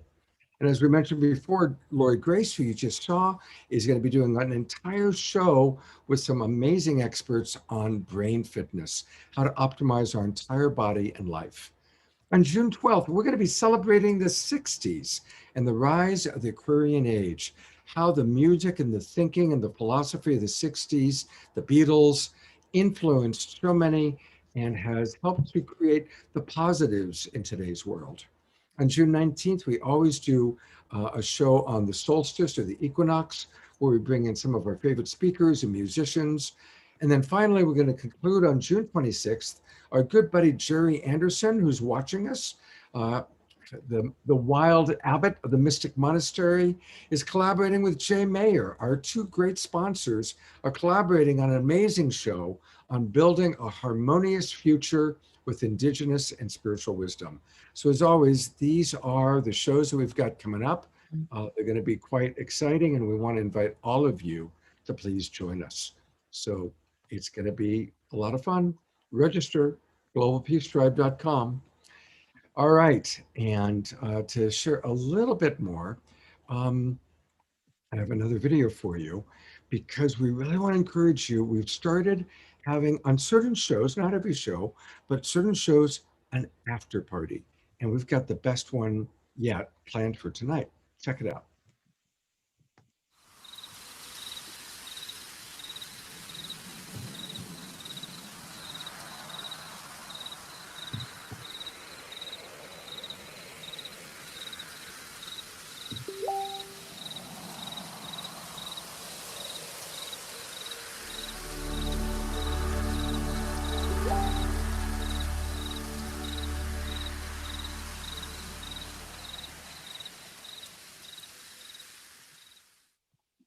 Great. Thank you, Jay, for the video.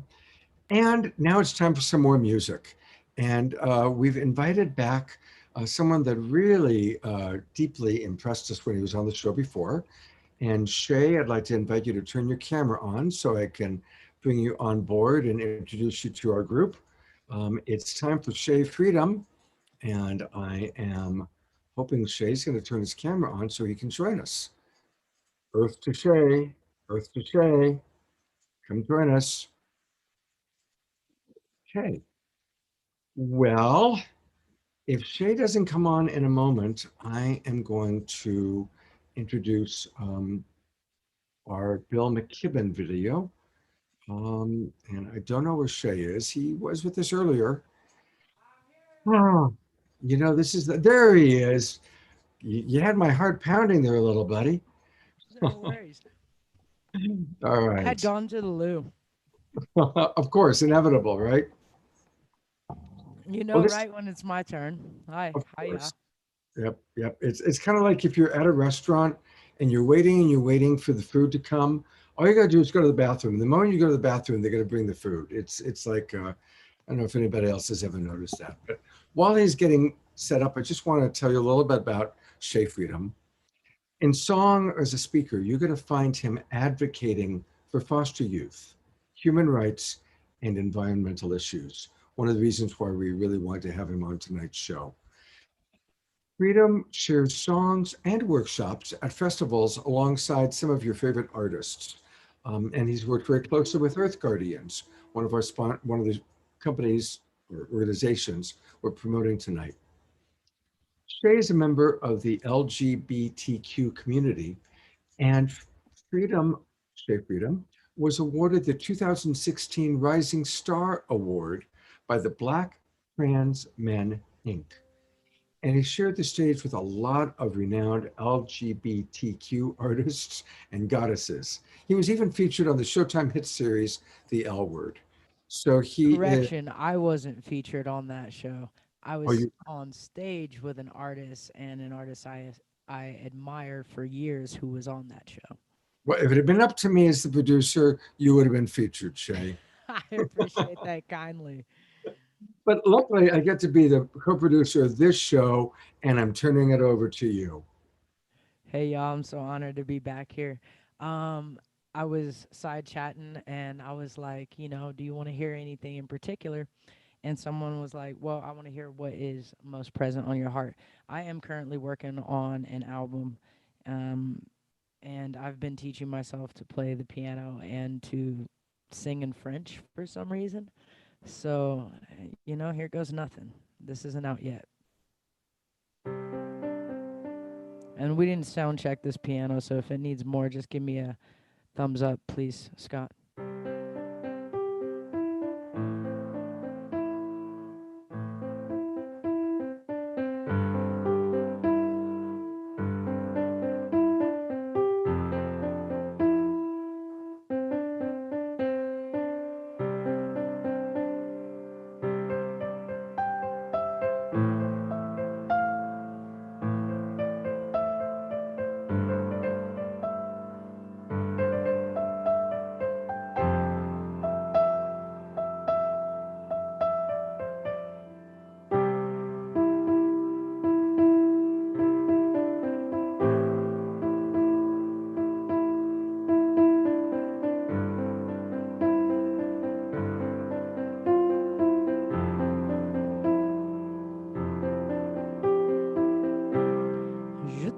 Vois toujours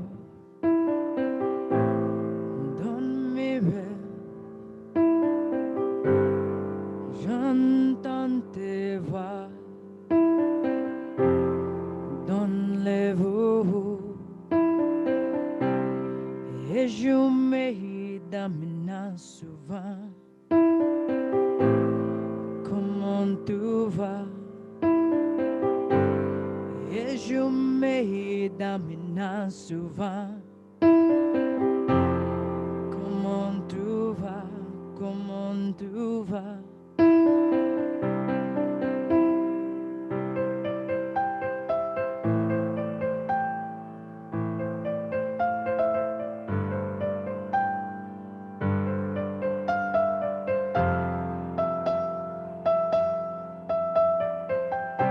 Je t'aimerai toujours. Je t'aimerai toujours. Je t'aimerai toujours. Mon ami. Je t'aimerai toujours. Je t'aimerai toujours. Je t'aimerai toujours.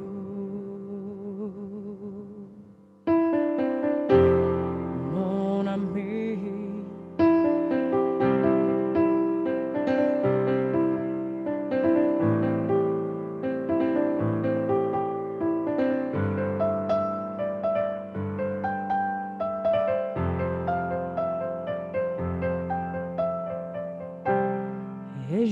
me damina souvent. Comment tu vas? Et je me damina souvent. Comment tu vas?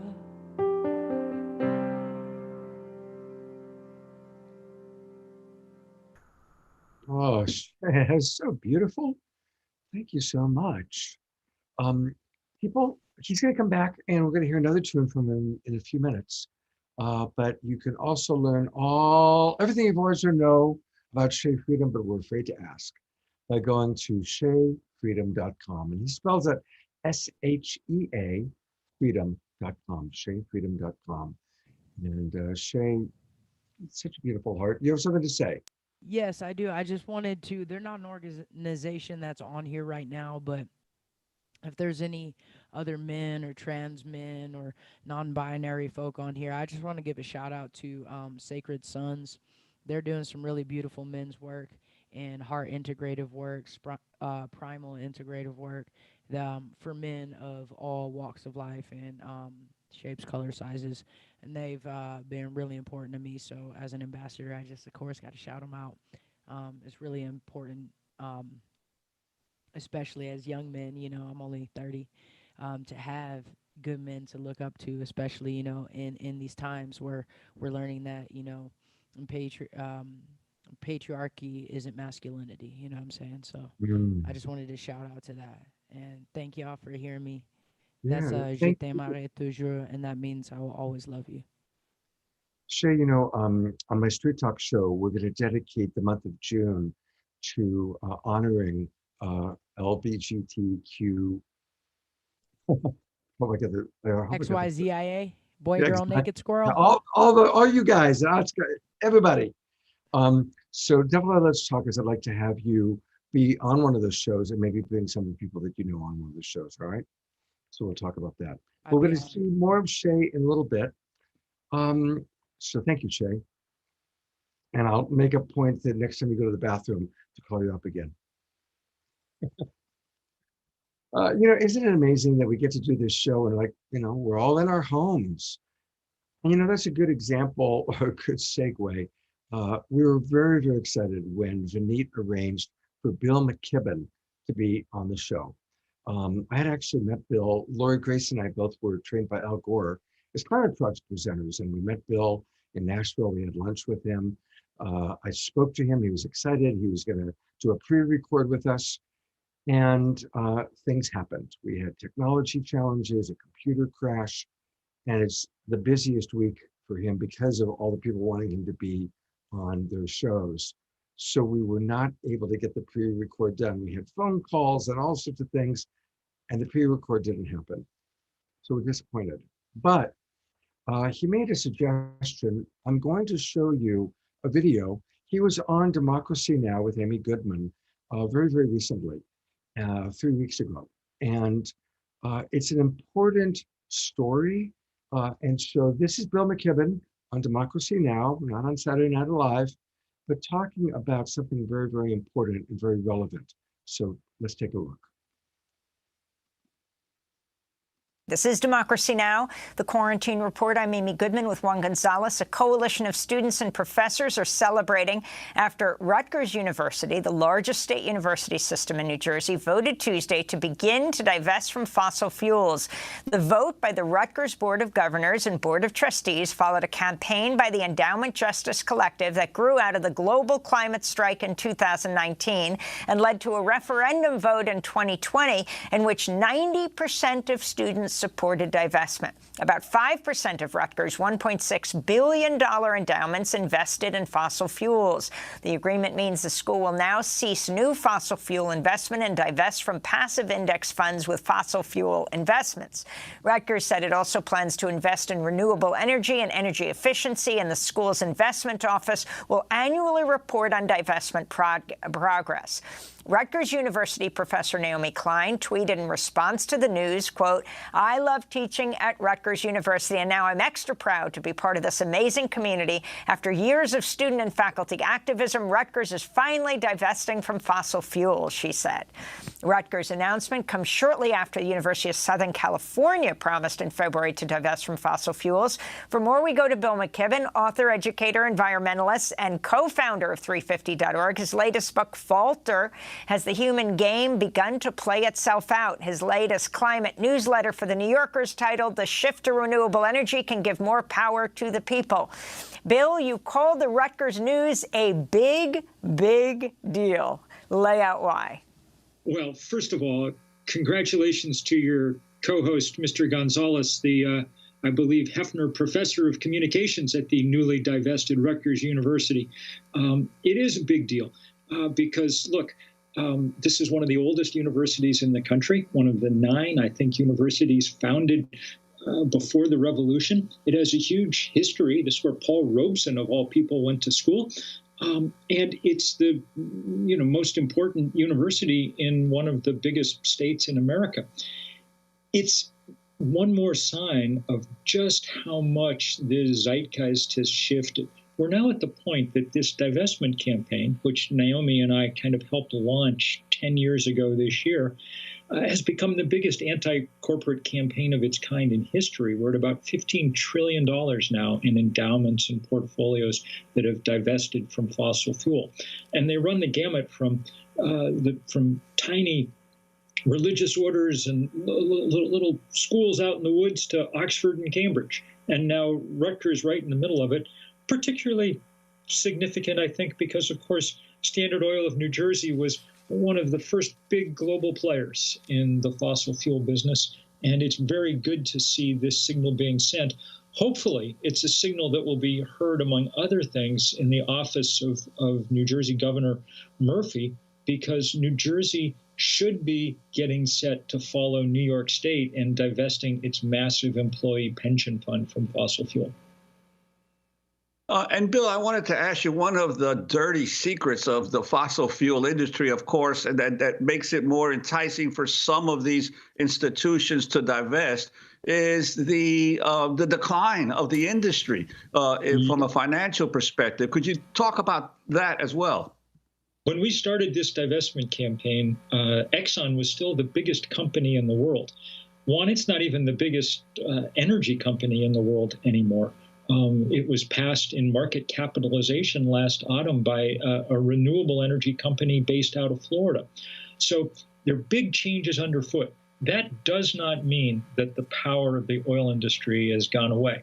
They continue to do everything they can to slow down and delay progress. They know, I think, at this point, that the future is going to be built on sun and wind and renewable energy. But their desire is to drag out that transition as long as possible to maintain their business model for another couple of decades, even though the scientists are very clear that if we let that happen, we will break the planet's climate system. We had a new study yesterday showing that essentially the tropical parts of the world will be largely uninhabitable if we're unable to keep temperature increase to something like 1.5 degrees Celsius. And the Intergovernmental Panel on Climate Change has told us that to meet that target, we need to cut emissions in half by 2030. So our work is cut out for us. We've seen finally some beginnings from Washington in the last few weeks, and thank heaven for it. But we need an extraordinary amount of work over the next decade.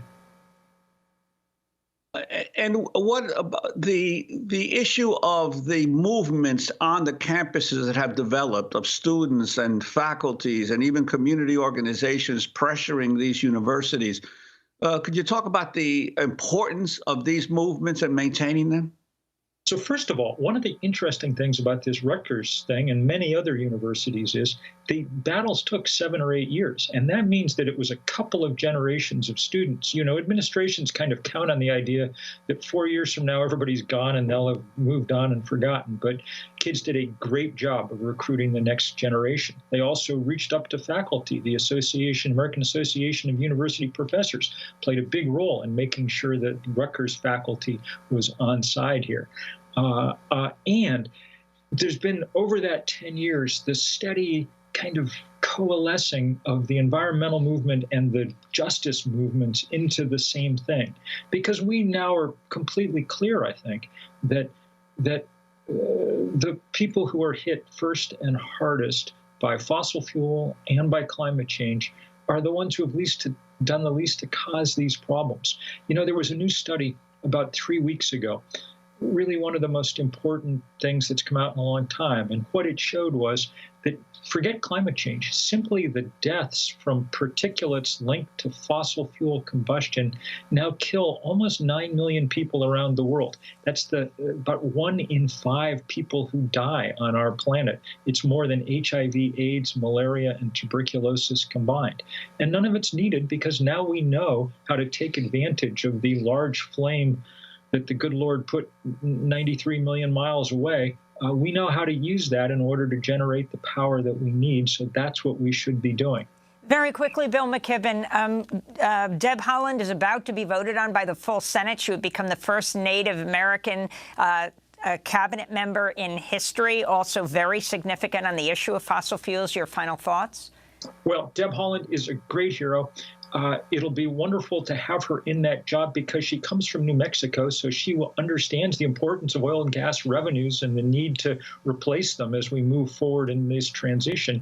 But just the symbolism of it, Amy, couldn't be better. I mean, here's a descendant, a first Native American cabinet member, and she'll have control over 1/5 of the acreage across the country that was taken from her people over these last hundreds of years. It's a signal moment, one of many signal moments in this new administration.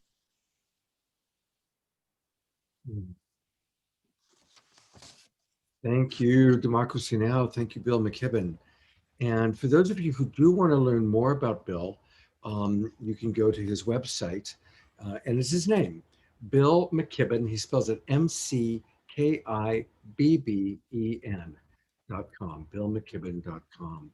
And we really will do our best. We're hoping to do another environmental and earth-oriented show over the summer, and we'll really do our best to have the live Bill McKibben join us when he's not quite so busy.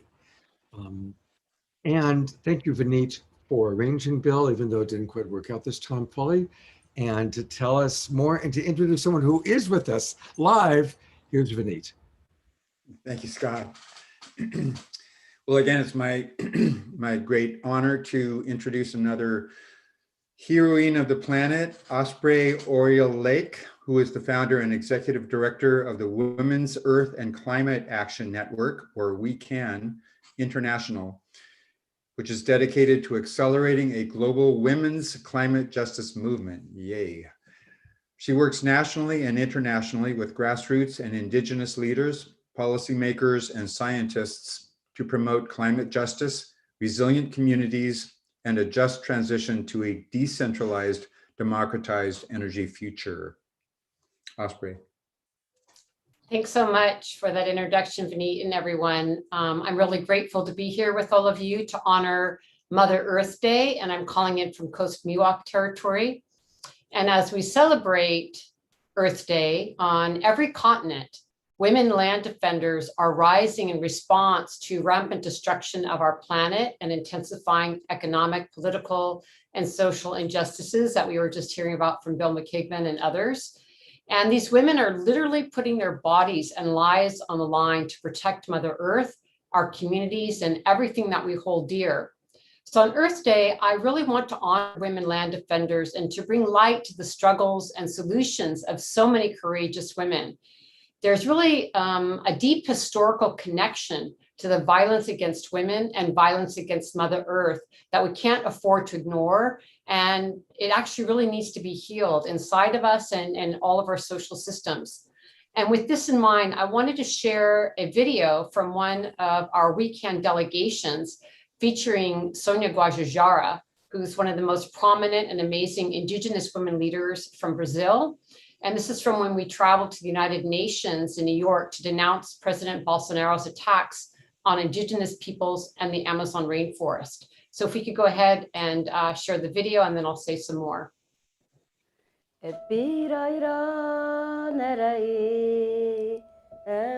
Tupã,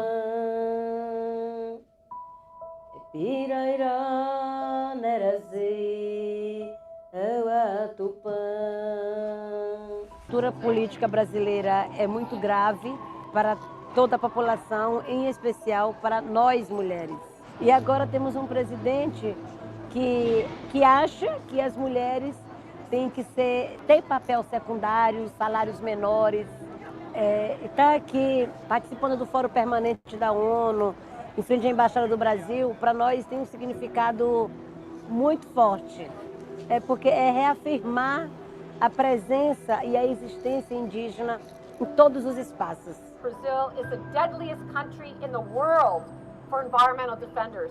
Since the election of Bolsonaro, there has been an increase in the killings of indigenous peoples in Brazil. These are their lands, their forests that they have maintained. So it is up to all of us to be protecting indigenous rights. That's the morally correct thing to do, to help our indigenous sisters and brothers when they're under attack. But also for all of us, because of the climate, we need to protect the Amazon rainforest. Bolsonaro, ainda parlamentar, ele falou que a cavalaria do Brasil era incompetente. Competente é a cavalaria norte-americana que conseguiu exterminar todos os indígenas. É muito urgente que o mundo escute a voz dos povos indígenas do Brasil. Nesse momento, órgão institucional, políticas públicas, pouco importa. Porque o que está nesse momento em pauta é exatamente a destruição, o extermínio e, mais uma vez, o genocídio coletivo de nossos povos. Eu não sei o resultado da nossa mobilização. Pode ser que na próxima semana vocês tenham notícias de várias lideranças nossas presas, criminalizadas ou mortas. Porque esse é o momento que a gente está. Mas nós vamos seguir firmes, resistindo, pagando com a própria vida. Porque para nós a luta pela Mãe Terra é a mãe de todas as lutas.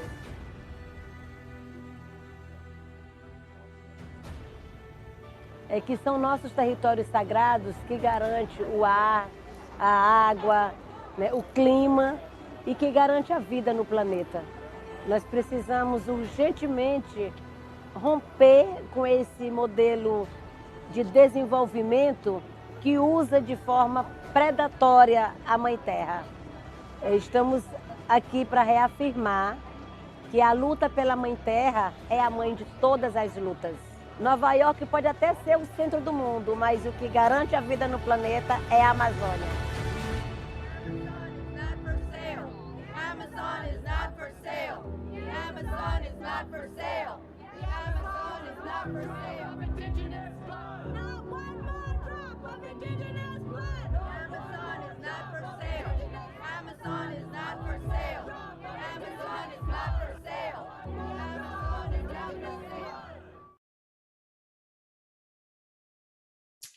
So this fight goes on now, and even more with the COVID-19 pandemic, and it's just escalating. So we need to put some good thoughts and good energy and support to our sisters and brothers in Brazil. And I ask you to join me on Earth Day in celebrating and standing in solidarity with matriarchs around the world, rising as mothers, as caretakers, as protectors and defenders of our precious planet and communities. Mother Earth has made it crystal clear that we can't buy or negotiate our way out of these multiple crises that we face. And we really need to come together and respect each other and the natural systems with our collective love. From the COVID-19 pandemic to the climate crisis, study after study shows that women leaders are central to the success of these crises and solutions. From our work at Weekend, we are bearing witness to the resilience and innovation of great matriarchs like Casey Camp Hornick of the Ponca Nation, raising awareness of the link between pipeline man camps and missing and murdered Indigenous women, and bringing rights of nature to her community. Or Patricia Gualinga, a Quechua leader in the Ecuadorian Amazon, leading her community in fossil fuel resistance. To Sharon Levine, a very powerful African-American leader, finding the Formosa petrochemical plant right now in the Gulf, which is in Cancer Alley, which is a so-called sacrifice zone. Tara Hauska and Winona LaDuke, 7 years now into fighting Enbridge's Line 3 in Minnesota through their territories and across many, many waterways. Nima Namandu, who's our weekend coordinator in the Democratic Republic of Congo, one of the deadliest regions in the world for women, where women are reforesting an entire devastated landscape. And just this weekend at Standing Rock, there's been the memorial services for LaDonna Brave Bull Allard, founder of the Sacred Stone Camp, who was central in the DAPO resistance movement and is now journeying to the stars. Yet her light shines on brightly as she touched so many people the world over. And for her, I say, Maniwi Choni, water is life. The vital work of women activists comes at a time of immense change, and for many of them in a landscape of increased risk, criminalization, and persecution for their work.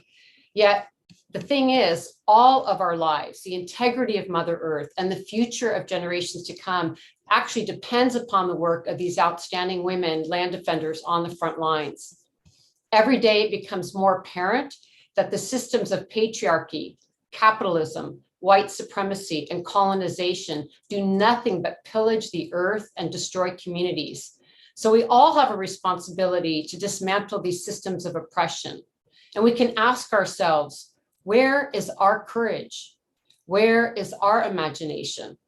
There are literally millions of ways to get involved in the mother of all fights, as Sonia said in the video, and from what you're hearing from all the other presenters tonight.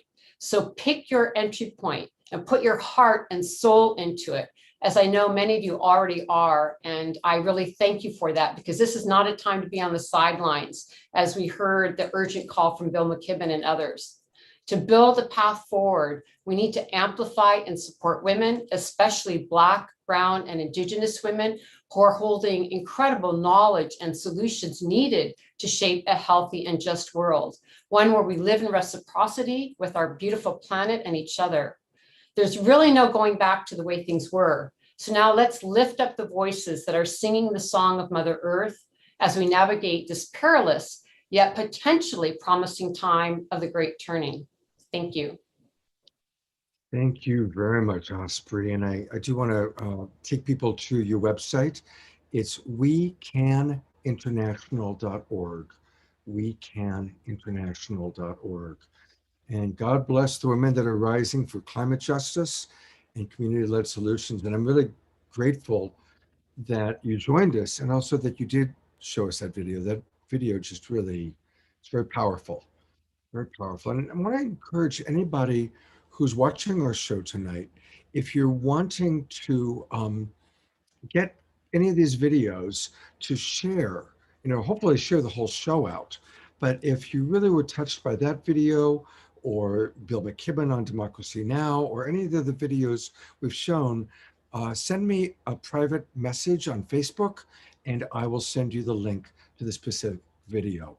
Also, you can, again, contact all the people through the links that Deborah's been putting through the chat box. Let's get the word out, everybody. Let's take, I'm sure we're all, I can see in the chat box, people are so inspired. Let's get the information out about what Osprey is doing and WeCan International. All right, let's get it out to the world. Thank you. All right, and we move on to the next part of the show.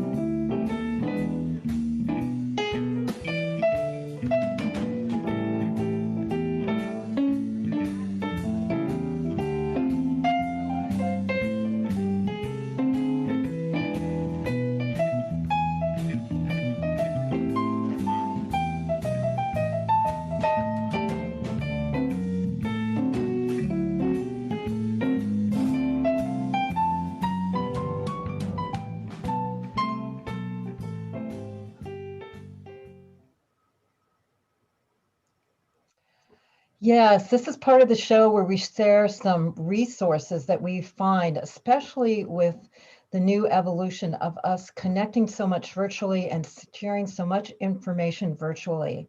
So I'm going to share some resources for you now. One that's coming up this week is the 10th Annual Food Revolution Summit. And this is a summit that's produced by John and Ocean Robbins. And if you remember, John wrote Diet for a New Planet way back, I think in the 80s, as one of the steps to healing the planet and getting away from meat, which is very consuming. And this is a summit they've done now for 10 years, and they bring together the top experts, doctors, and researchers that are all about diet and health. Some people like Dean Ornish, like Aya Sherzi, and other people. And you'll find out about specific foods that have been proven to optimize immune health and how certain foods can prevent Alzheimer's, heart disease, autoimmune disease, and so on. So I'm going to put the links in the chat box. Also, these links can be found in our replay email that we send on Monday. So check it out, the 10th Annual Food Revolution Summit. And one other resource I wanted to share with you is a new medical healing device called the Healy. And I'm sharing this because this has been really helpful to me. I've used it for about 11 months and I'm on computer a lot, doing a lot of the work that I do. And it's really helped me keep my energy up and help from being on the computer, but it does so many other things. Nikola Tesla said, if you want to understand the universe, try to understand it in terms of energy, vibration, and frequency. And Albert Einstein said, the future of medicine will be the medicine of frequencies. So the Healy is a bioenergetic frequency healing device that you wear that analyzes your bioenergetic fields and delivers customized microcurrent frequencies for optimal health, wellness, homeostasis, and cellular regeneration. And I'm going to show you a short 1-minute video that will tell you about it. Healy is the new revolutionary machine that supports you in all the important areas of your life. This easily wearable device helps you to improve your well-being in a holistic and sustainable way. Whether for health, wellness, fitness, beauty, or the mind, Healy is extremely versatile. Healy's unique and specific frequencies can be used at any time to help on all levels with your overall well-being. You can easily navigate fast through the list of programs. The app is simple to use, and once installed, you can quickly choose the program that you desire and then transfer it to your Healy. With the 16 program groups, you have access to over 140 programs. The program groups can help you, ranging from stress, anxiety, pain relief, fitness, beauty, and peace of mind, or simply you wish to get a great night's sleep. Healy supports you in all areas of life. Try out Healy now for a better and healthier life.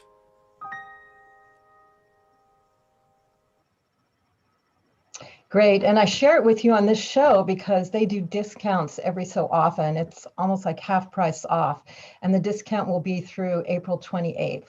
So I put the information in the chat room, and also it will be in the email that you get, the replay email on Monday.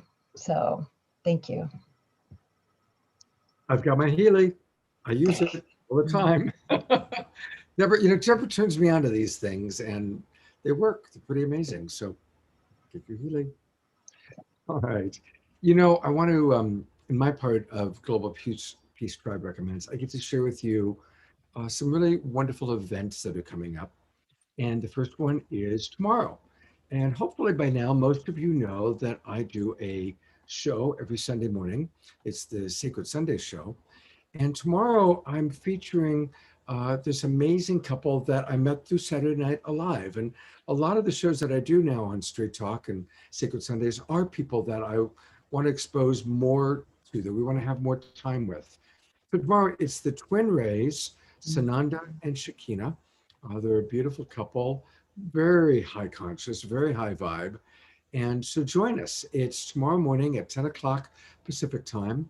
You can always watch on Facebook, or you can join us in the Zoom room. And Deborah's putting the Zoom room link into the chat box. That's why you want to be in our Zoom room. It's easy to get all this stuff.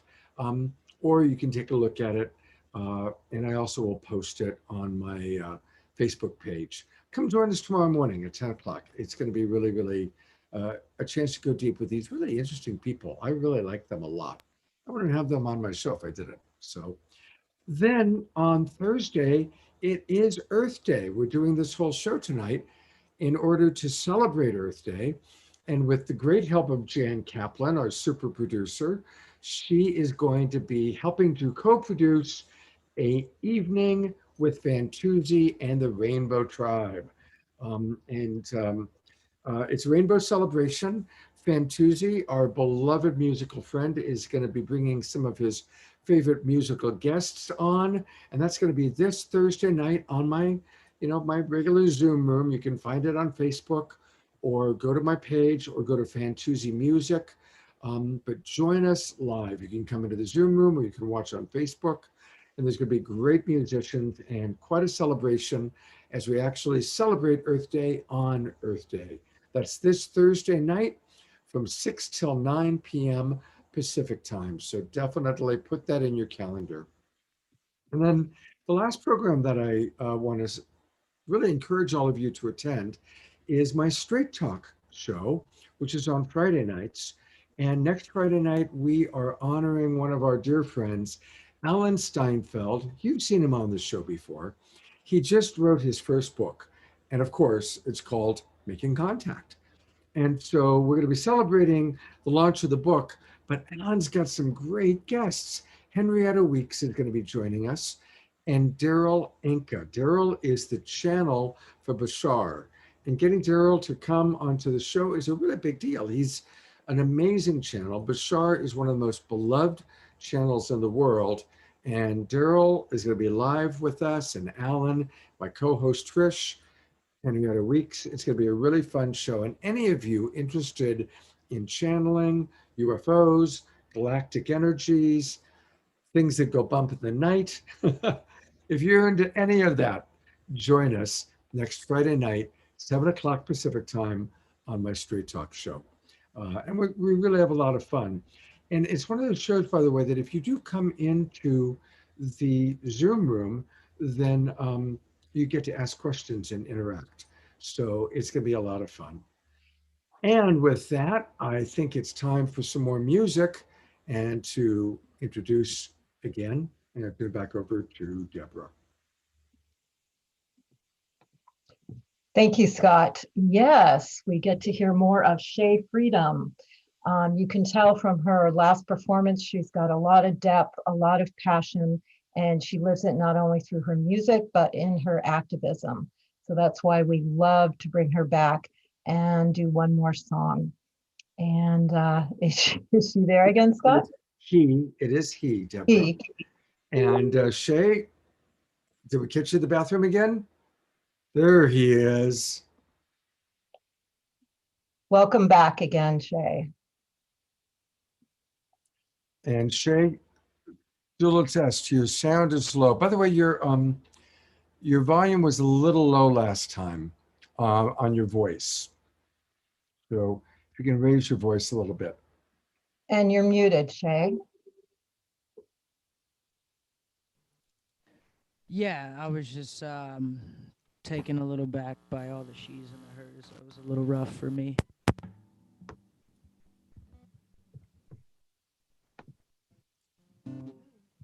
Hopefully my vocals are coming through clear now. Yeah, if you can be just a tad louder. And thank you so much, Shay. Thank you.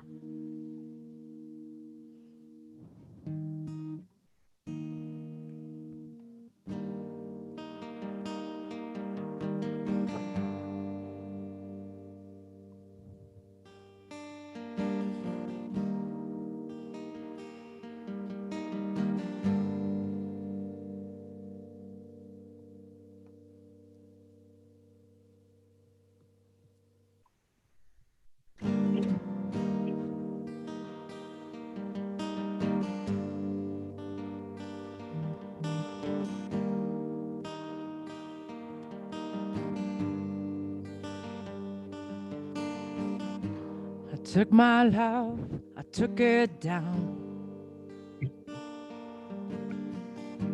I climbed a mountain and I turned around, and I saw my reflection in the snow-covered hills till the landslide brought me down. Oh, mirror in the sky, what is love? Can the child within my heart rise above? Can I sail through the changing ocean tides? Can I handle the seasons of my life?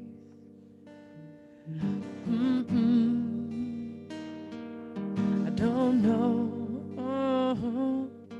I don't know. I don't know.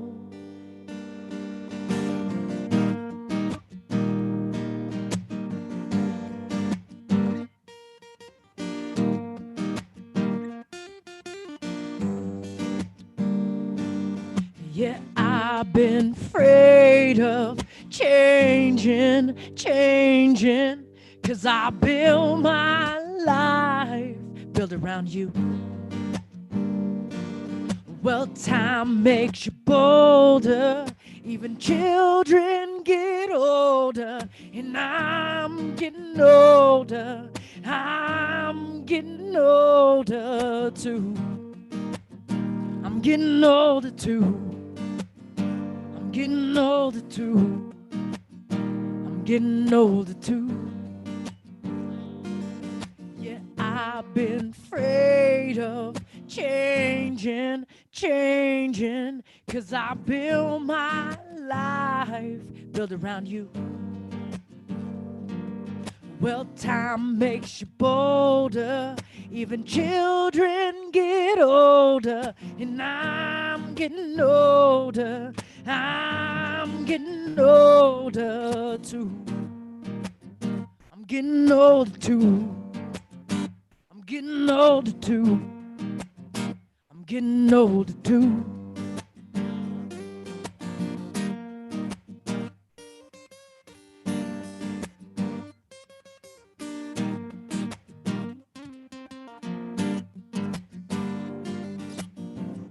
So take my love, go and take it down.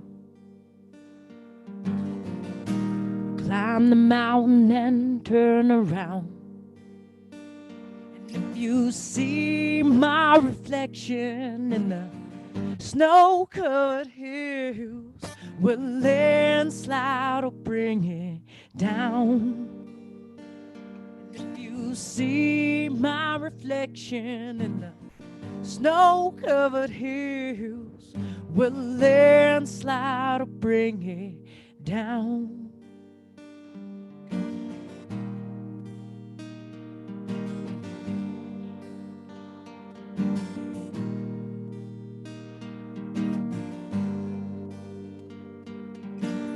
Mirror in the sky, what is love? Can the child within my heart rise above? Can I sail through the changing ocean tides? Can I handle the seasons of my life? I don't know. I don't know. I don't know. I don't know.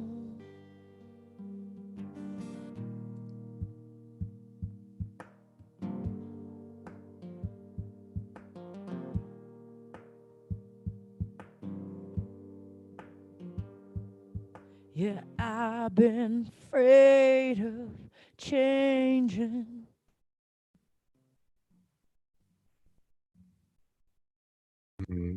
Thank you so much, Shay.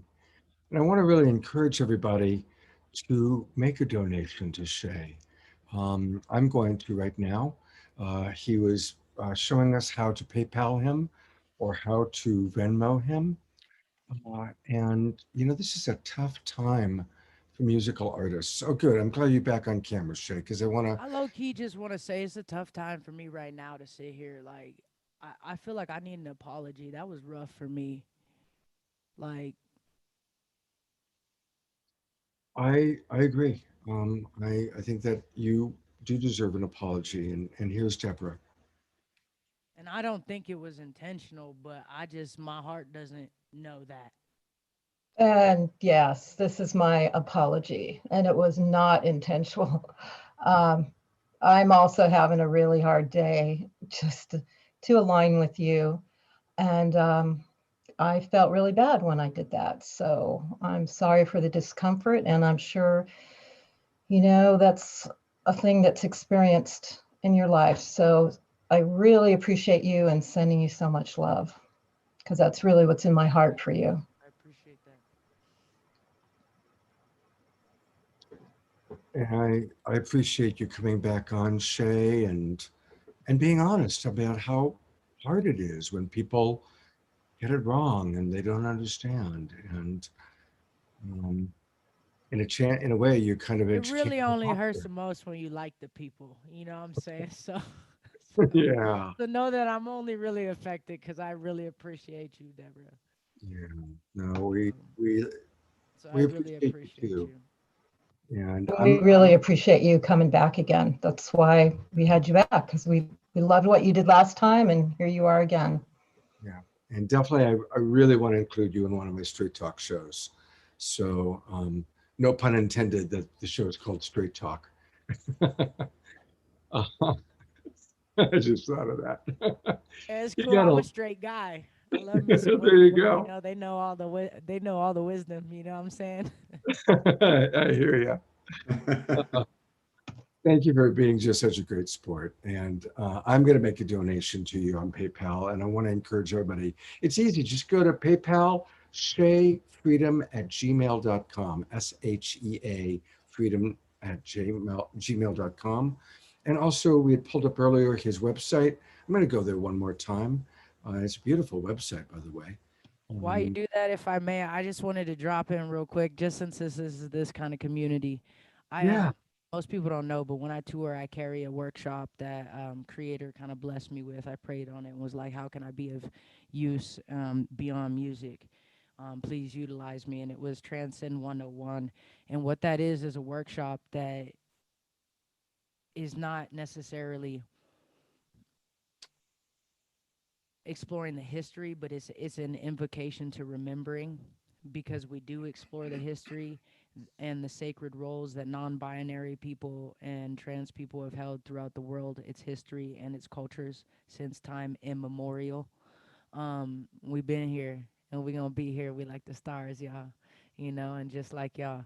So if you're ever interested in getting some sort of trans awareness or sensitivity, or you want to go deep with me, in the mystics of how we've been here in various cultures and sacred ways, holding sacred spaces, hit me up. My email's right there. All right, it's shayfreedom@gmail.com. And absolutely, I think many of us could get a good education from you, Shay. Just the way you've handled tonight, being honest and being real, and not being vindictive, and not being victim, but just being honest about being hurt. You just right now did a beautiful Like I demonstration. said, if I didn't like you, it'd be water off a duck's back. But the thing I learned is when you got your heart open to the ones you care about, that's when you can be affected. And I'd rather be affected and have these ways where we could show up and be like, hey, what I need is an apology. And like, hey, I hear you. Here's an apology. And just like come together in that love instead of be like holding some sort of feelings about it. So I just really appreciate us taking that space to make that happen. And that makes me love you so much more, Deb. So thanks. Beautiful. Thank you so much. Thank you, Shay. Thank you. And Thank we'll you, see Shay. again soon. And thank you, Deborah, for Mhm. your apology. And how perfectly human, right? How perfectly human. And now, how perfectly light touch.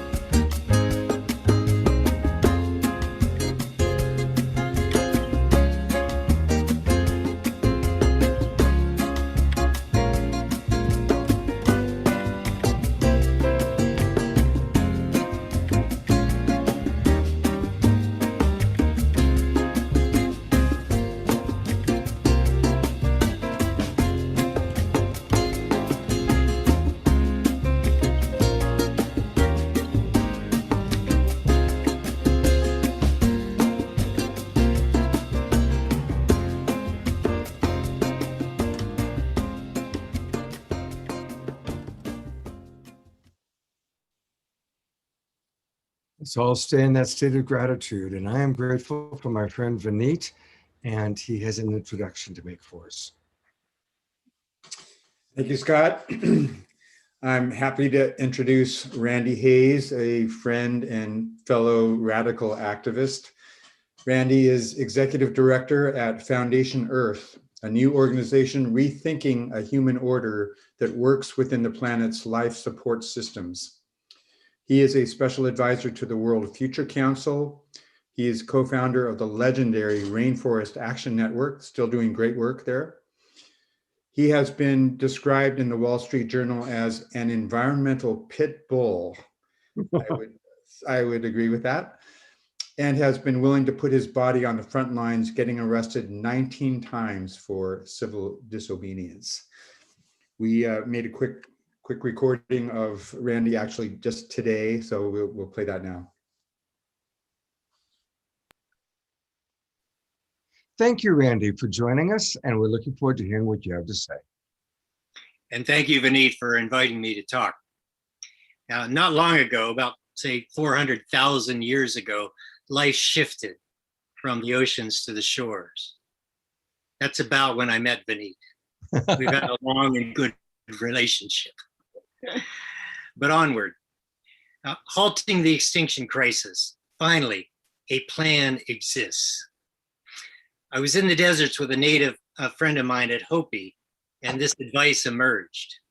Live kindly with your planetary family, near and far, remembering that the web of life itself is your closest neighbor. The web of life is literally inside us, right? Now, zillions of gut bug bacteria making life possible for all of us.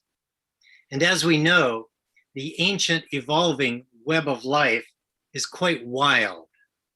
But what do we really mean by this term wild? We like wild. We like to get wild. We like to be wild. And how is it that wild relates specifically to wildness or wilderness, right?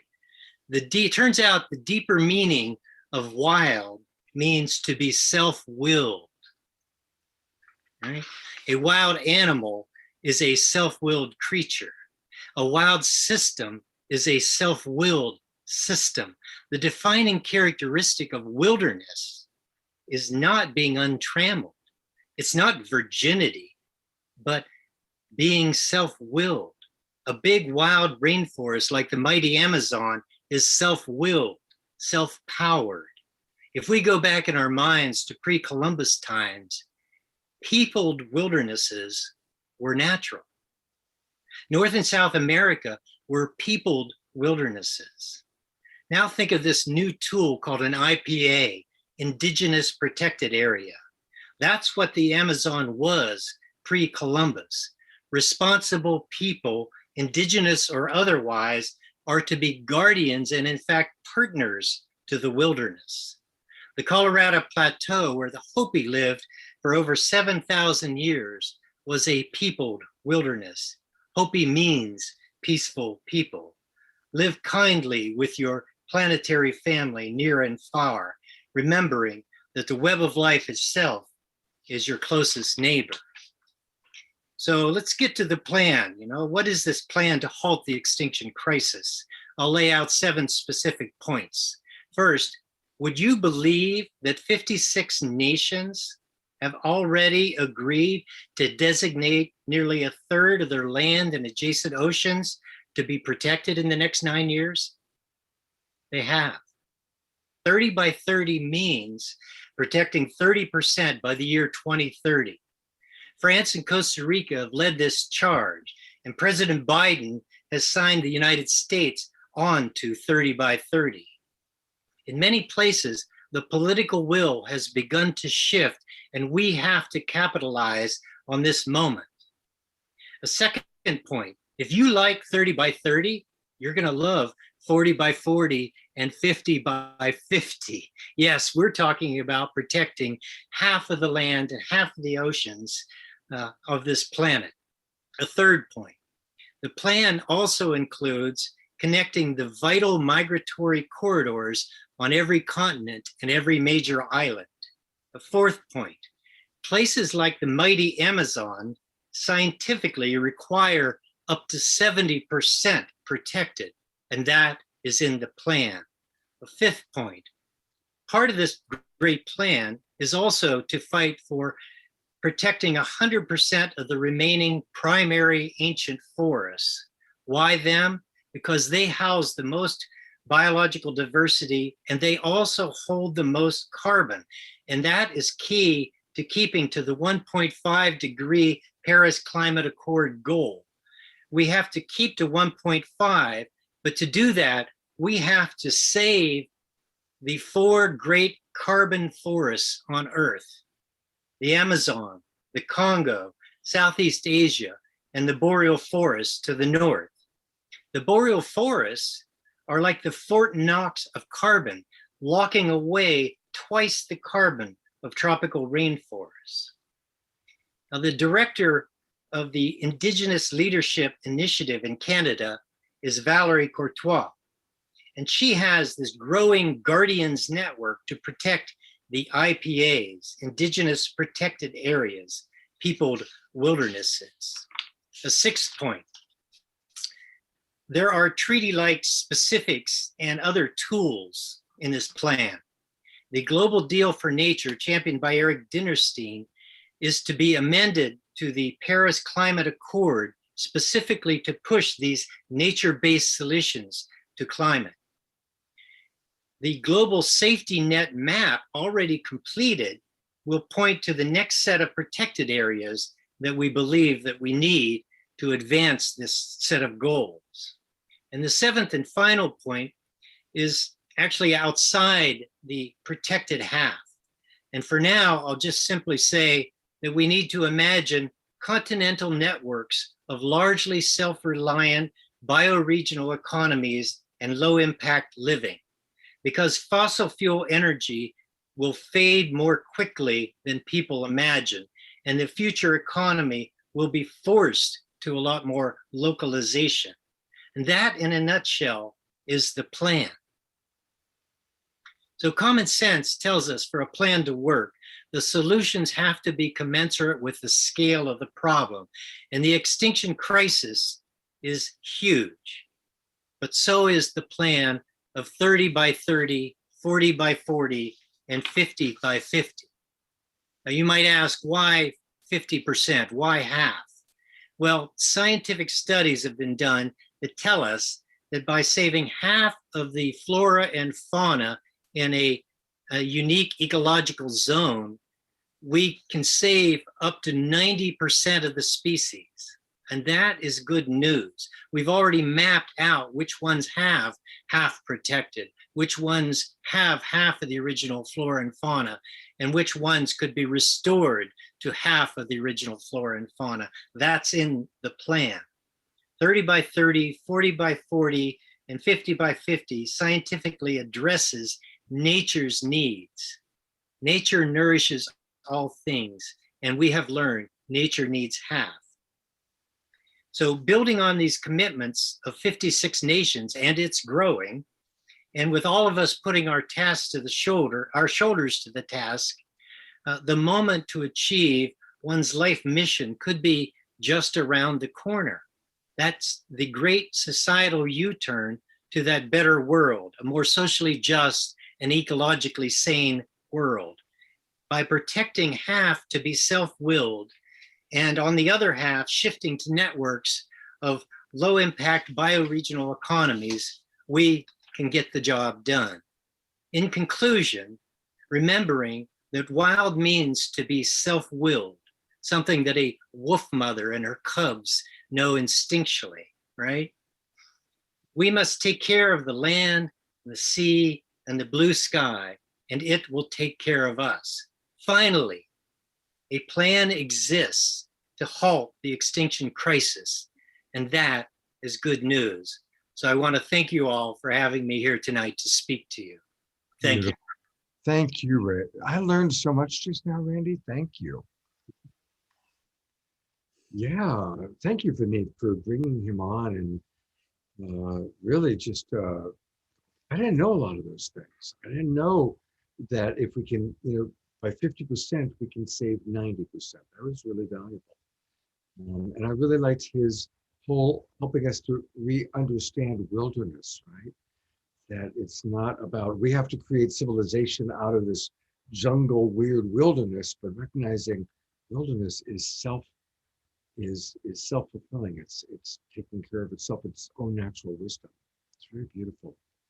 For anybody who wants to learn more about Randy, his website is fdnearth.org. So think foundationearth.org, fdnearth.org. So again, thank you, Vineet, for bringing these amazing people on. And we are about to segue into our after show. But before we do, I just want to remind you one more time that we've got, every show is pretty great. Hasn't this show been amazing, right? Put it in the chat box, like seeing in the chat box how much you enjoy the shows. And next week's show, likewise, we're putting a lot of energy and effort into it. And so I just want to share with you a video put together, of course, by our beloved Jay and Jan, all about what we're going to have on next week. So let's take a look.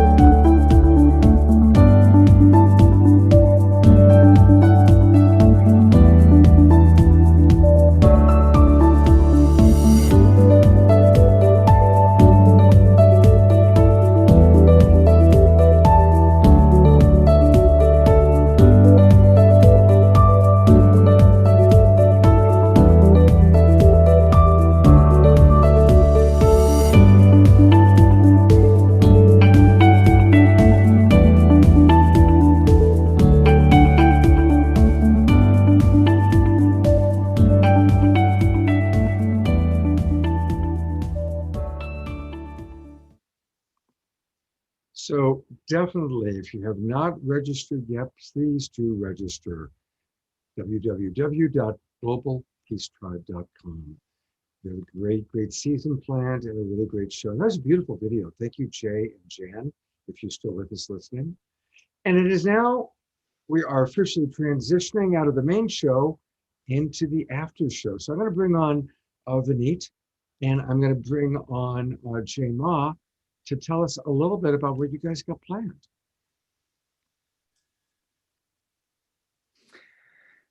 Thank you, Scott. It's been such an amazing show. I am so inspired by all of it, and the depth of the knowledge and the experience and the wisdom and the connections. And yeah, I'm so excited to move forward with this next part of the show and closing it out and introducing our speakers and looking at taking it on the ground into action and engaging in all of it. Like, what do we do now? What do we do in the situations that present themselves and that we're in right now? And so I'm stoked to be here. And great. And I believe Penny is going to be joining us, and Naima and Traythen, yeah? Yes. I guess so let's move forward.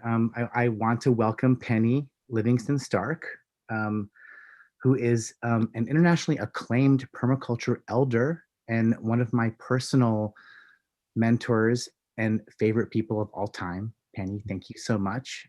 Penny's, I could read Penny's resume. It's quite extensive. She's done a lot of work all over the place. And she's just such a very grounded person in doing the actual on the ground work and approaching it in a way that is so so incongruous, in harmony. We like to say in the permaculture way, you go where you're invited. And Penny's been invited many places, and she has not only done many kinds of designs and her wisdom and expertise, but Penny really is also about really helping people. And she has trained literally thousands of people have done her permaculture trainings worldwide. And personally, I am really inspired about what permaculture has to offer. And we're talking about, bringing it on the ground. And Penny, given the COVID crisis, was in Peru, right, Penny, and was pretty much down there for the last several months, and had a very firsthand experience down there. And I think that's part of what you're going to share, Penny. Right. So I would love to hear. Okay. Well, thank you. Thank you, Jay and Vinit and everyone. Yeah. So I think in the time I have, I thought I would just share some stories of some things that I've learned. I've been working in Peru since 2015, and I went back during the pandemic, and I got sequestered there for 10 months. I was going to go for 6 weeks.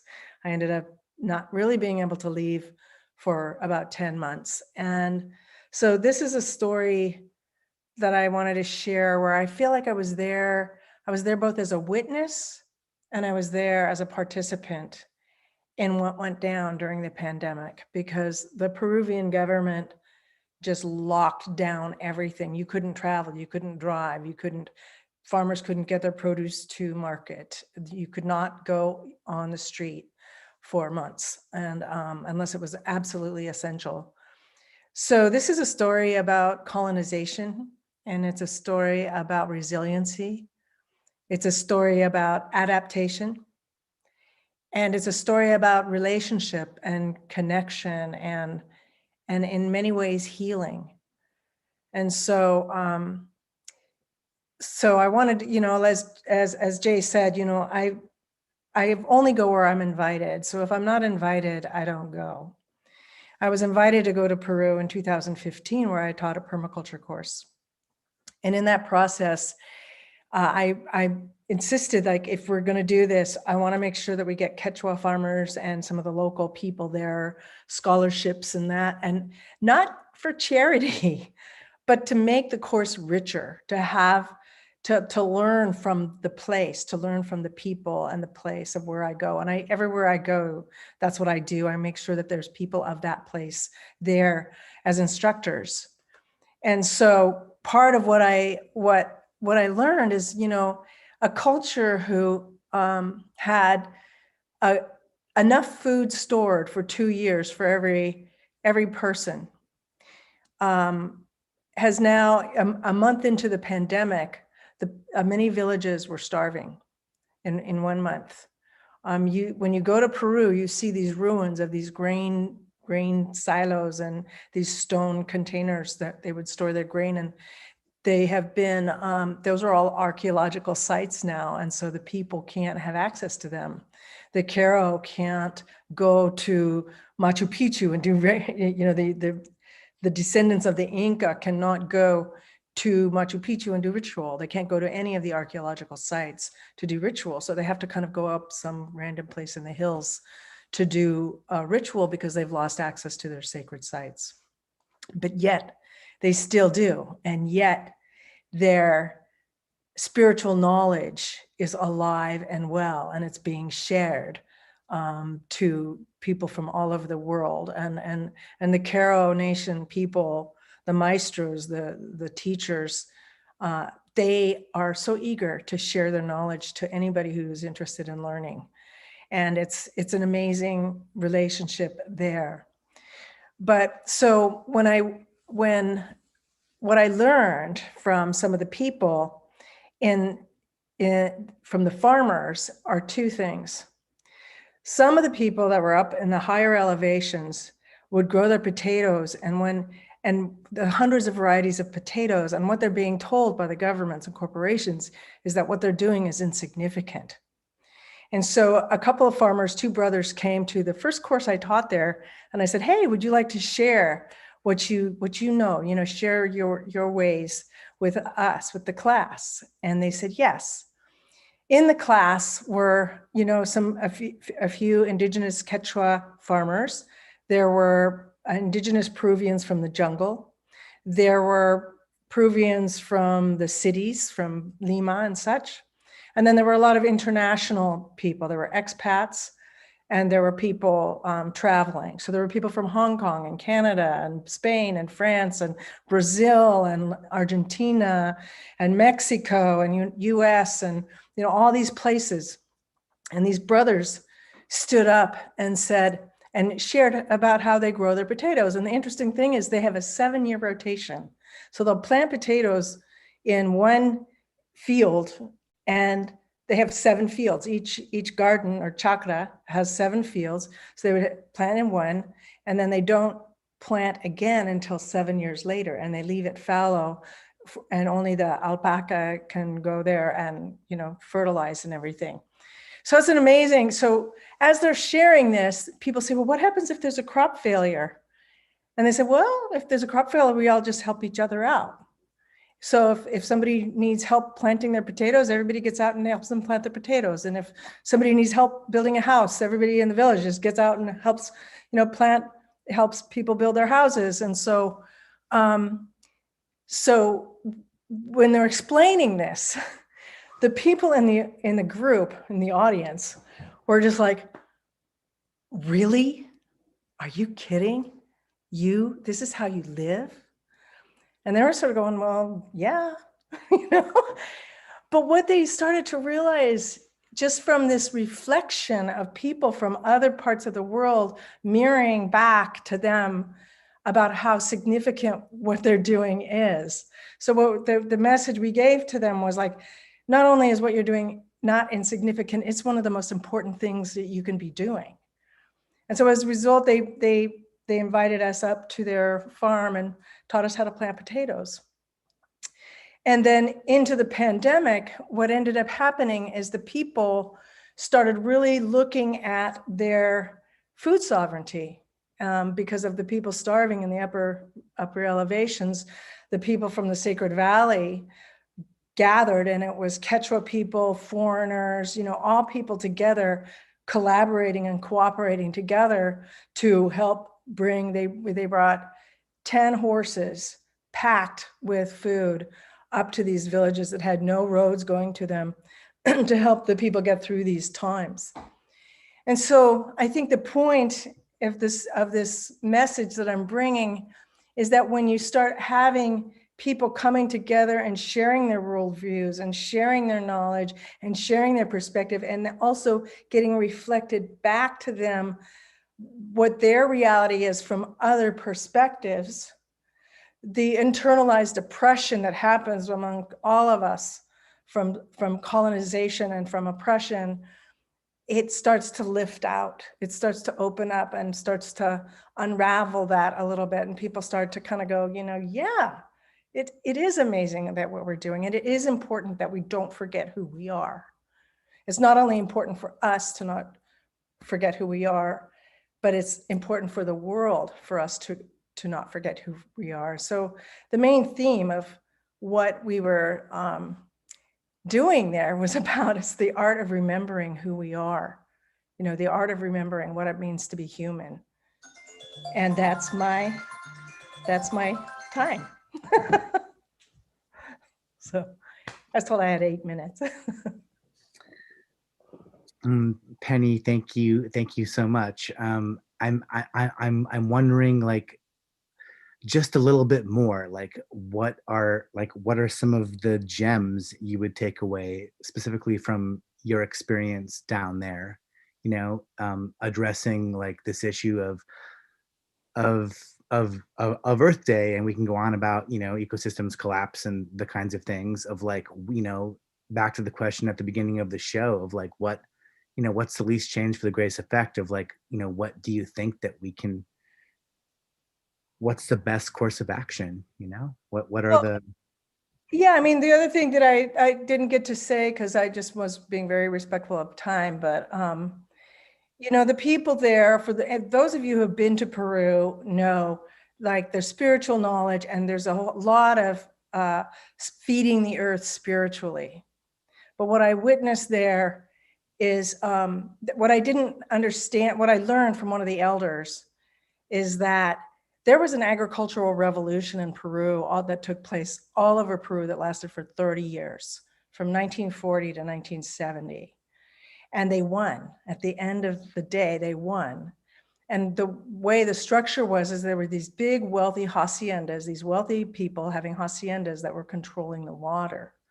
And so if you didn't cooperate with the haciendas, you didn't get any water. And they've had this, so they went on this, the whole country had an agricultural revolution. And in the end, they won and busted up the haciendas. These cooperatives started managing the water. And then and that ended in 1970. And what was at the throes of the global movement, agricultural movement in 1970 was the Green Revolution. So the people, what happened, the corporations came in, the government came in and taught them how to grow corn using chemicals. So by the time I get there, you know, fast forward, they're just spraying corn, spray corn, spray corn, and they're killing the land. And I said, you know, it's great, you know, feeding the land spiritually, but you also have to feed the earth physically. So I started giving classes in microbiology and how important the microbes are, and saying basically, if you kill, when you spray chemicals, there might be a few bad bugs, but you're spraying all the billions of good bugs that help protect your plants. And they got it. I mean, the short story is they got it. They started an organic farming association. And so while I was there for 10 months, they said, hey, Penny's here, let's take advantage of her presence. And they invited me to come, and they wanted me to just teach them whatever, you know, and I said, well, what do you want to learn? And a lot of it was how to bring the soil back. And so that was a big part of what I was doing there was, and we made bokashi and, you know, compost teas and all these bio brews and microorganisms and ferments and all these things and they did it, and they're still doing it, and they're running with it. And there's so many other things that the people are running with. They take this knowledge and they're just charging ahead. And I can leave now. I feel like at the end, before I left, I felt like seeds are planted. I can go home, and they're running with everything. They've got a whole CSA scheme, you know, Canasta Verde, if you're ever in Sacred Valley, where the women farmers organized, and they're now selling all their organic produce throughout the valley.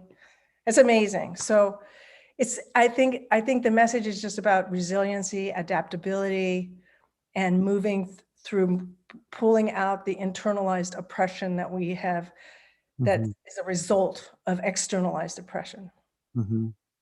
Yeah. Yeah.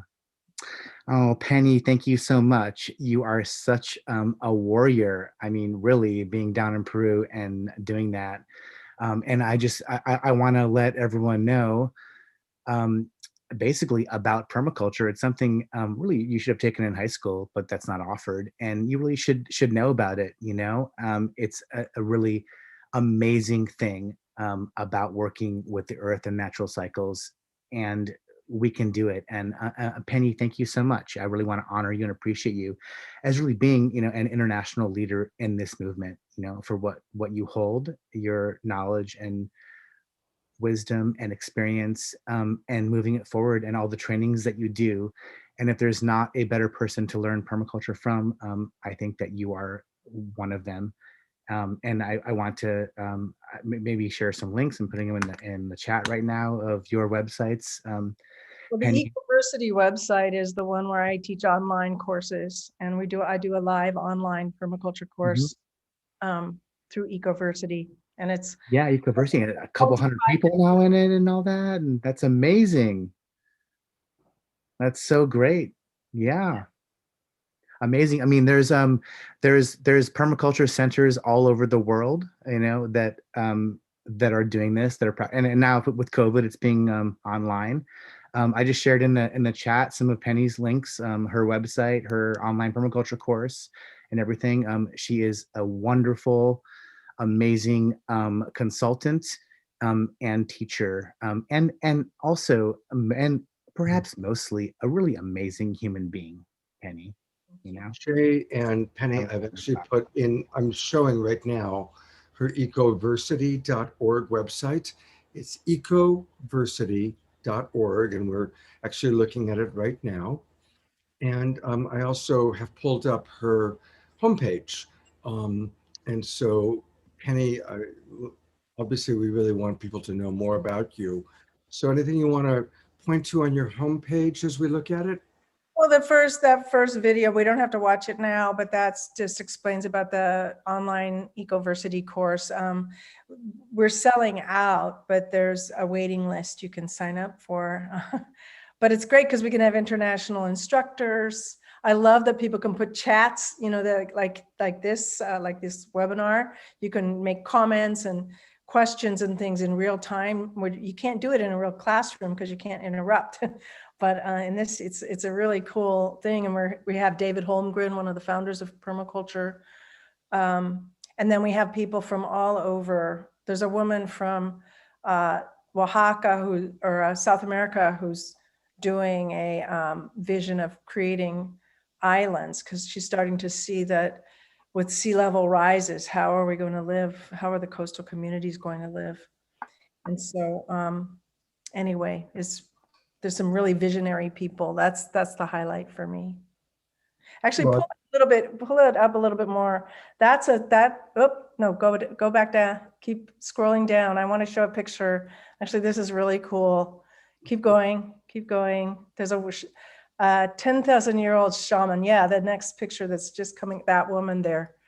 She's a European shaman from 10,000 years ago in southern Germany.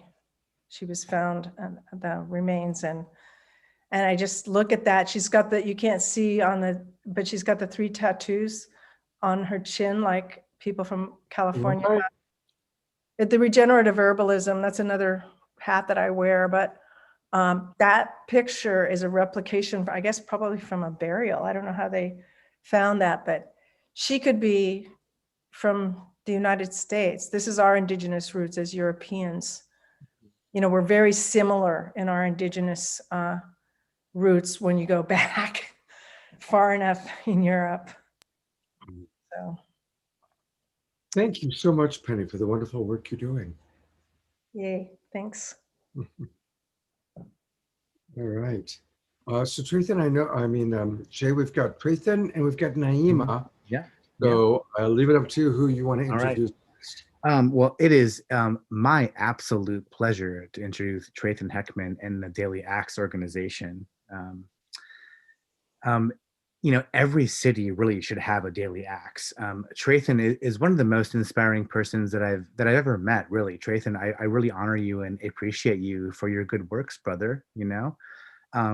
Just to tie an old thread from how I know you, even in connection to this show, of the 350 Home and Garden Challenge, you know, igniting a challenge to plant 350 gardens, which I think became 692, and that was in 2010 or 9, which is Igniting from Harmony Festival, and just, you know, the amazing level where, you know, the purpose of this is to talk about, you know, action on the ground change, you know, like what can we do, and the way that your organization really inspires and facilitates change, actually doing things, you know, like, you know, combining like the spiritual to the on the ground.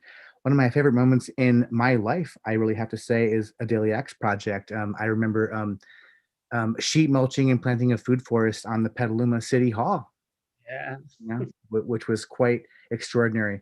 So I really want to honor you and thank you for all the good work that you're doing, and you know, share with us about that, because I really think you have an amazing template of how we can really implement change on the ground, you know. Yeah, thank you so much, Jay. It's been a super blessing. And Penny, you know, she inspired us to start this 20 plus years ago, and she was charging hard then. And I'm like, Penny is still charging as hard 20 years later.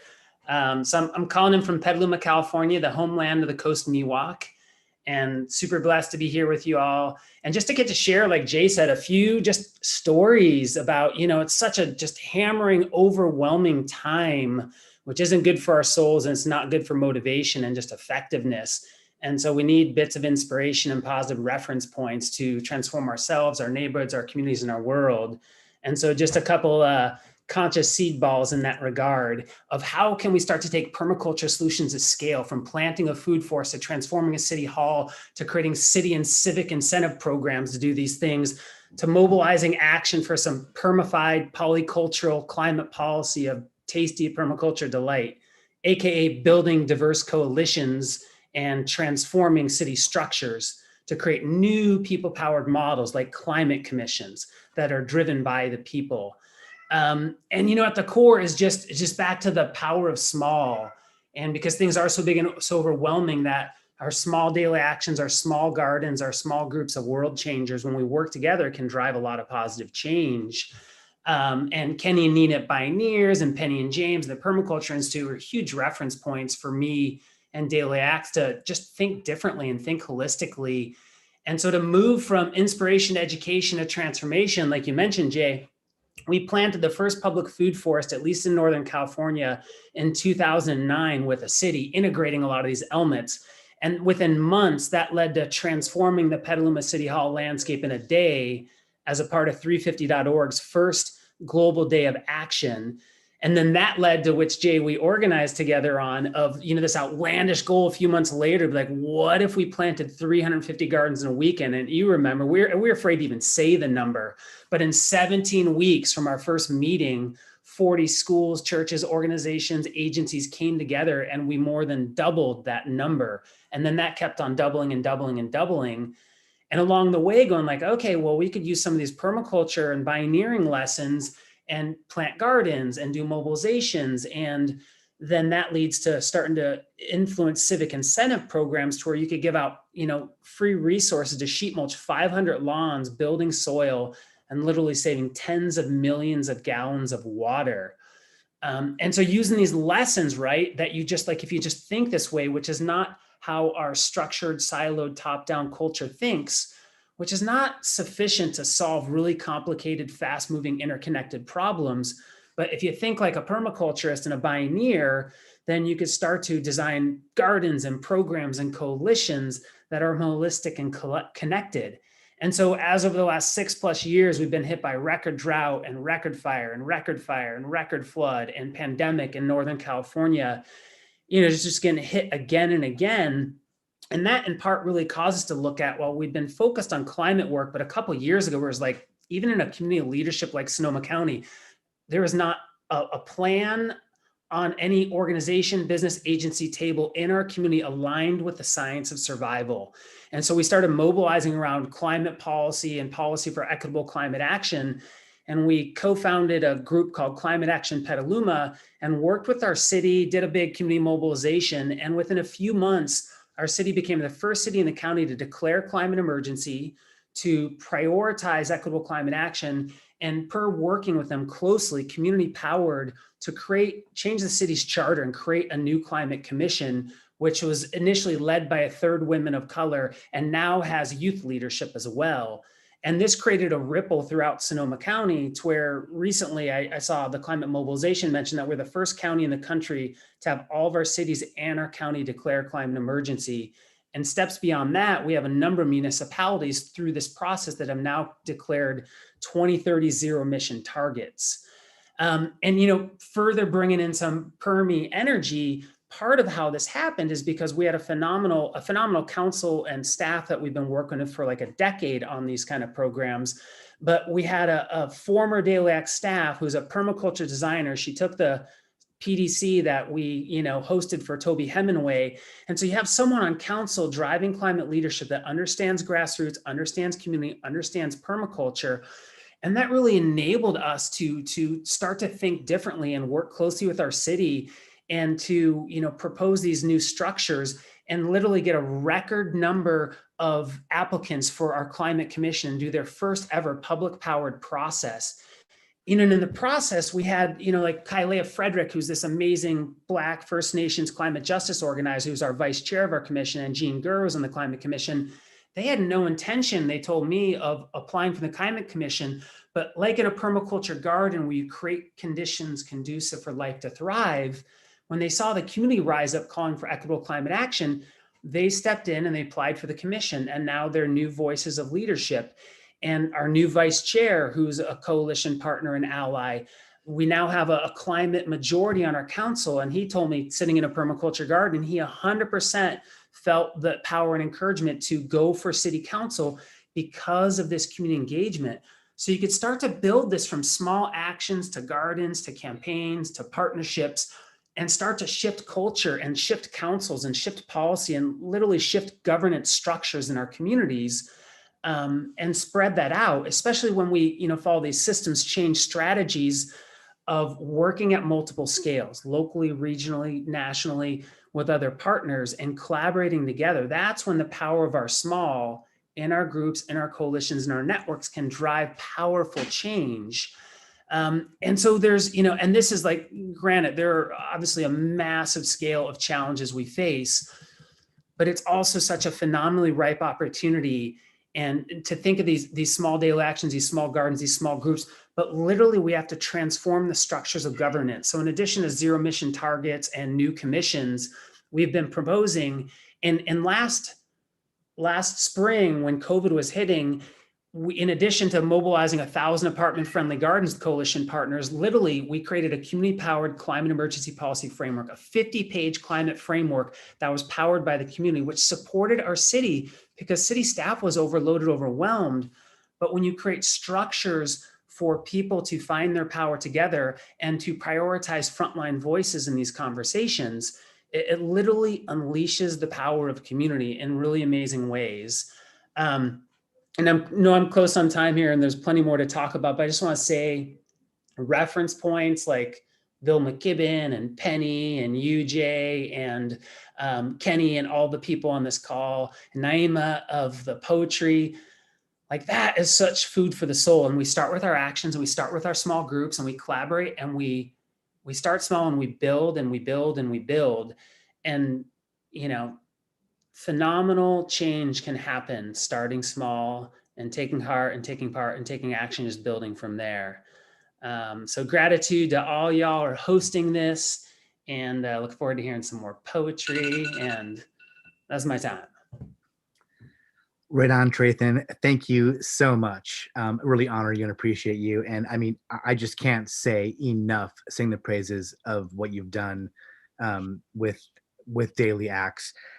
Just, the cross community engagement, I mean, what you've done with working with local governments, like there's often this like us and them, this like divide, whether it's cultural or like, the big evil corporations or like the government, and then, realizing we all share the same water, the same food, the same community, and putting that in a way that's like gets city governments to get on board of, oh yeah, actually we can save water, we save money, this is good, and in rolling, it is absolutely phenomenal. I mean, I just really want to say what you have done, what Daily Acts has done and continues to do, and I think it really should be a model for communities across America, really. And I want to encourage people, again, Scott, if you could bring up there you go, Daily Acts organization, take heart, take part, take action today. This organization is phenomenal. Click the button and donate to them. Really, they are doing, and if you're in Northern California, go to one of their programs, and contact them about, Traythen, Transition US, like, this should roll out across, more than just Petaluma, so thank you so much. Part of the fundraiser, we're planning on partnering with Bioneers on doing a series to take steps on that, and it's all collaboration. I mean, it's Daily Acts is a small part. We have a zillion partners, but to be able to, part of the fundraising for the campaign and for this tonight is going to be to create this Bioneers series to be able to share out from the inner leadership pieces to the campaign mobilizations to the policy front. So thank y'all. Right on. Thank you, brother. I really appreciate your background too. Yeah. And just a reminder that people can go to dailyacts.org and then click on the donate button, and it gives you all sorts of options.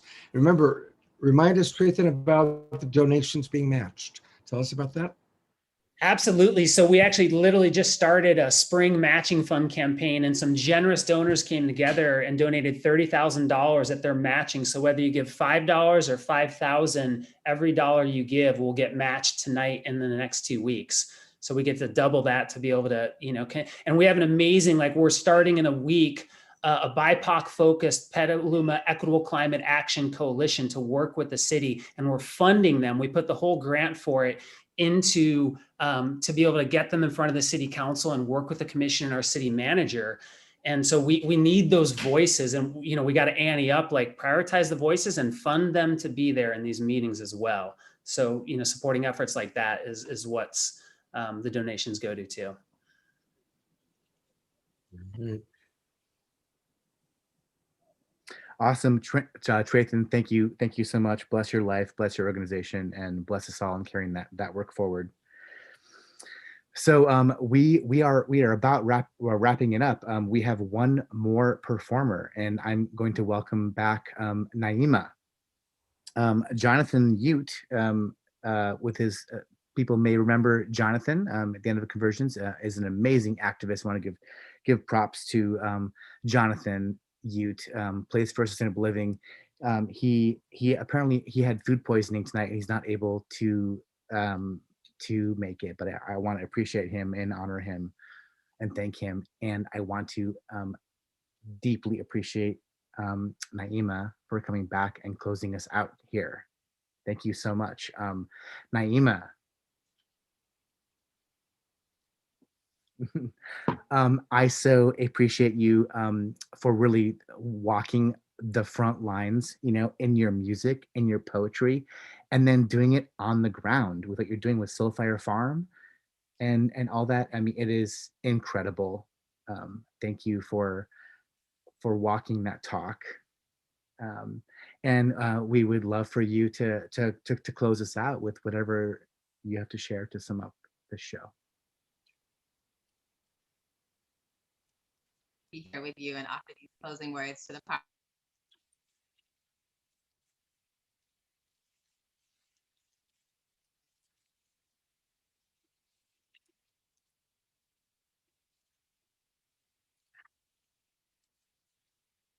Oh, The great divine. Naima, we're not hearing you right now.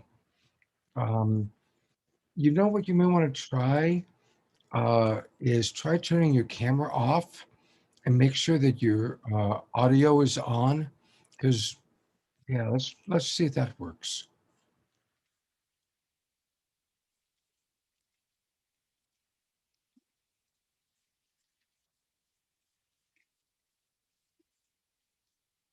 We're just not hearing you.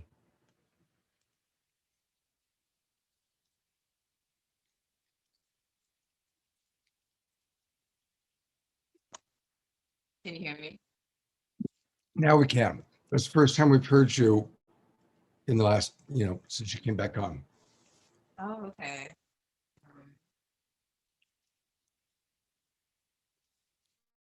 And we so do want to experience what you have to offer, your beautiful offerings. Thank you. Can you hear me okay now? Yes.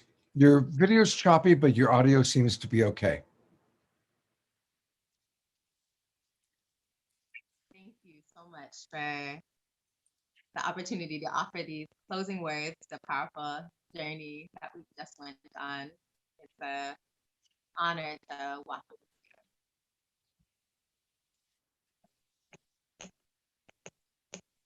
I am because we are.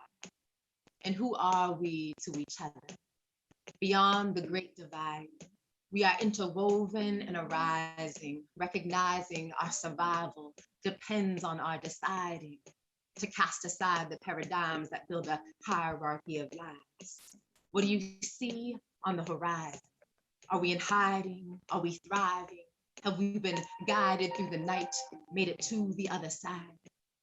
Labor pain feels like dying, pushing into a ring of fire. But something is yearning to be born and worth fighting for.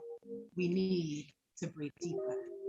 The machine is crashing. The empire is collapsing. We need to breathe through the contractions of this excruciating passage. Our children have asthma. Our grandmas are gasping. We need to breathe deeper. There's a virus multiplying at the speed of light, the lungs of the world on fire, scorching the forest whose life's work is to balance the atmosphere of our singular sacred earth. We need to breathe deeper. There's a knee on the neck of our precious reflection, lost to lack of breath. We need to breathe deeper. Feel the movement of air enter your nostrils. Sense your chest expanding. Shake more space around the heart. Become buoyant. Inflate your lungs. Become quiet. Hear the pulse of your own drum. Become thunder. Become lightning striking its yes into the atmosphere. There is a field out past limitation. I will meet you there. Let's get in formation. We have the dream. Let's build the foundation. Awaken, unveiled. No more mistaking. We are remembering. We are members of creation at the gate of transformation. Now we're entering. Times are shifting. What are you witnessing? Kiss the ground is whispering, come, fall to your knees. I need your listening. Hush the mind so you can see the signs as they reveal themselves. Slow down, we are running out of time, and can you feel yourself? No distractions, face our shadows so we can hear ourselves. Complete the circle. We have all we need around us, between us, and inside of us. Survivalists, we got our light and compass guiding us. Close your eyes. Can you see it? A divination as brilliant as our collective dreaming. The future will be the sum of all that we believed in and had the courage to achieve when there were no guarantees.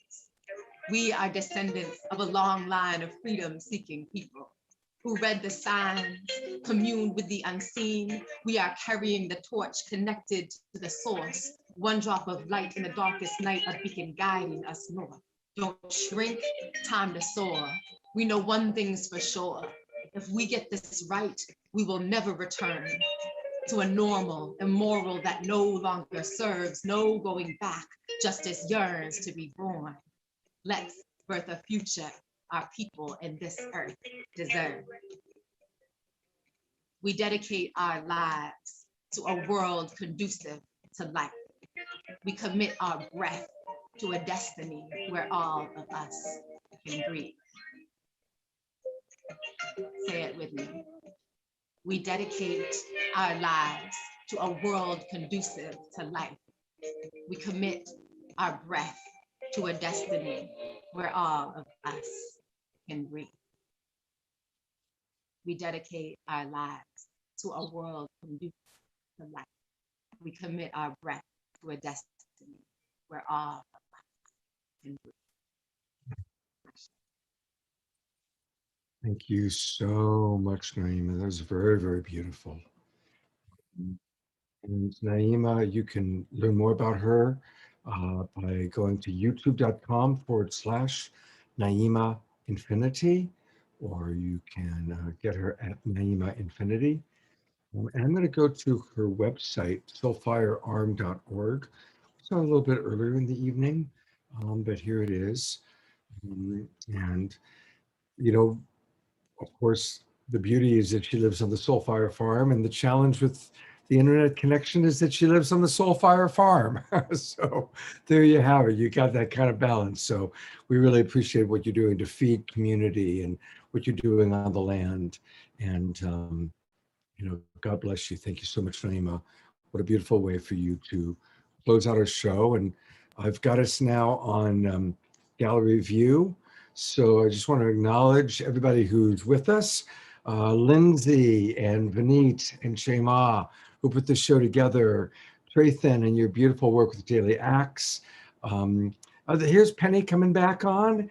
And I want to thank always our wild abbot from the Mystic Monastery, beautiful Jerry Anderson, who's always with us and is going to be sponsoring a couple of upcoming shows on suicide prevention, addiction recovery, and spiritual wisdom.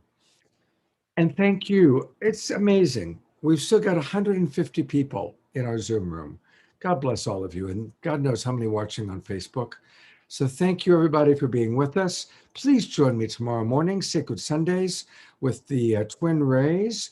And then on Thursday, Earth Day with Fantuzzi, and all our upcoming shows. Thank you, everybody. Have a beautiful weekend. Hope to see you tomorrow.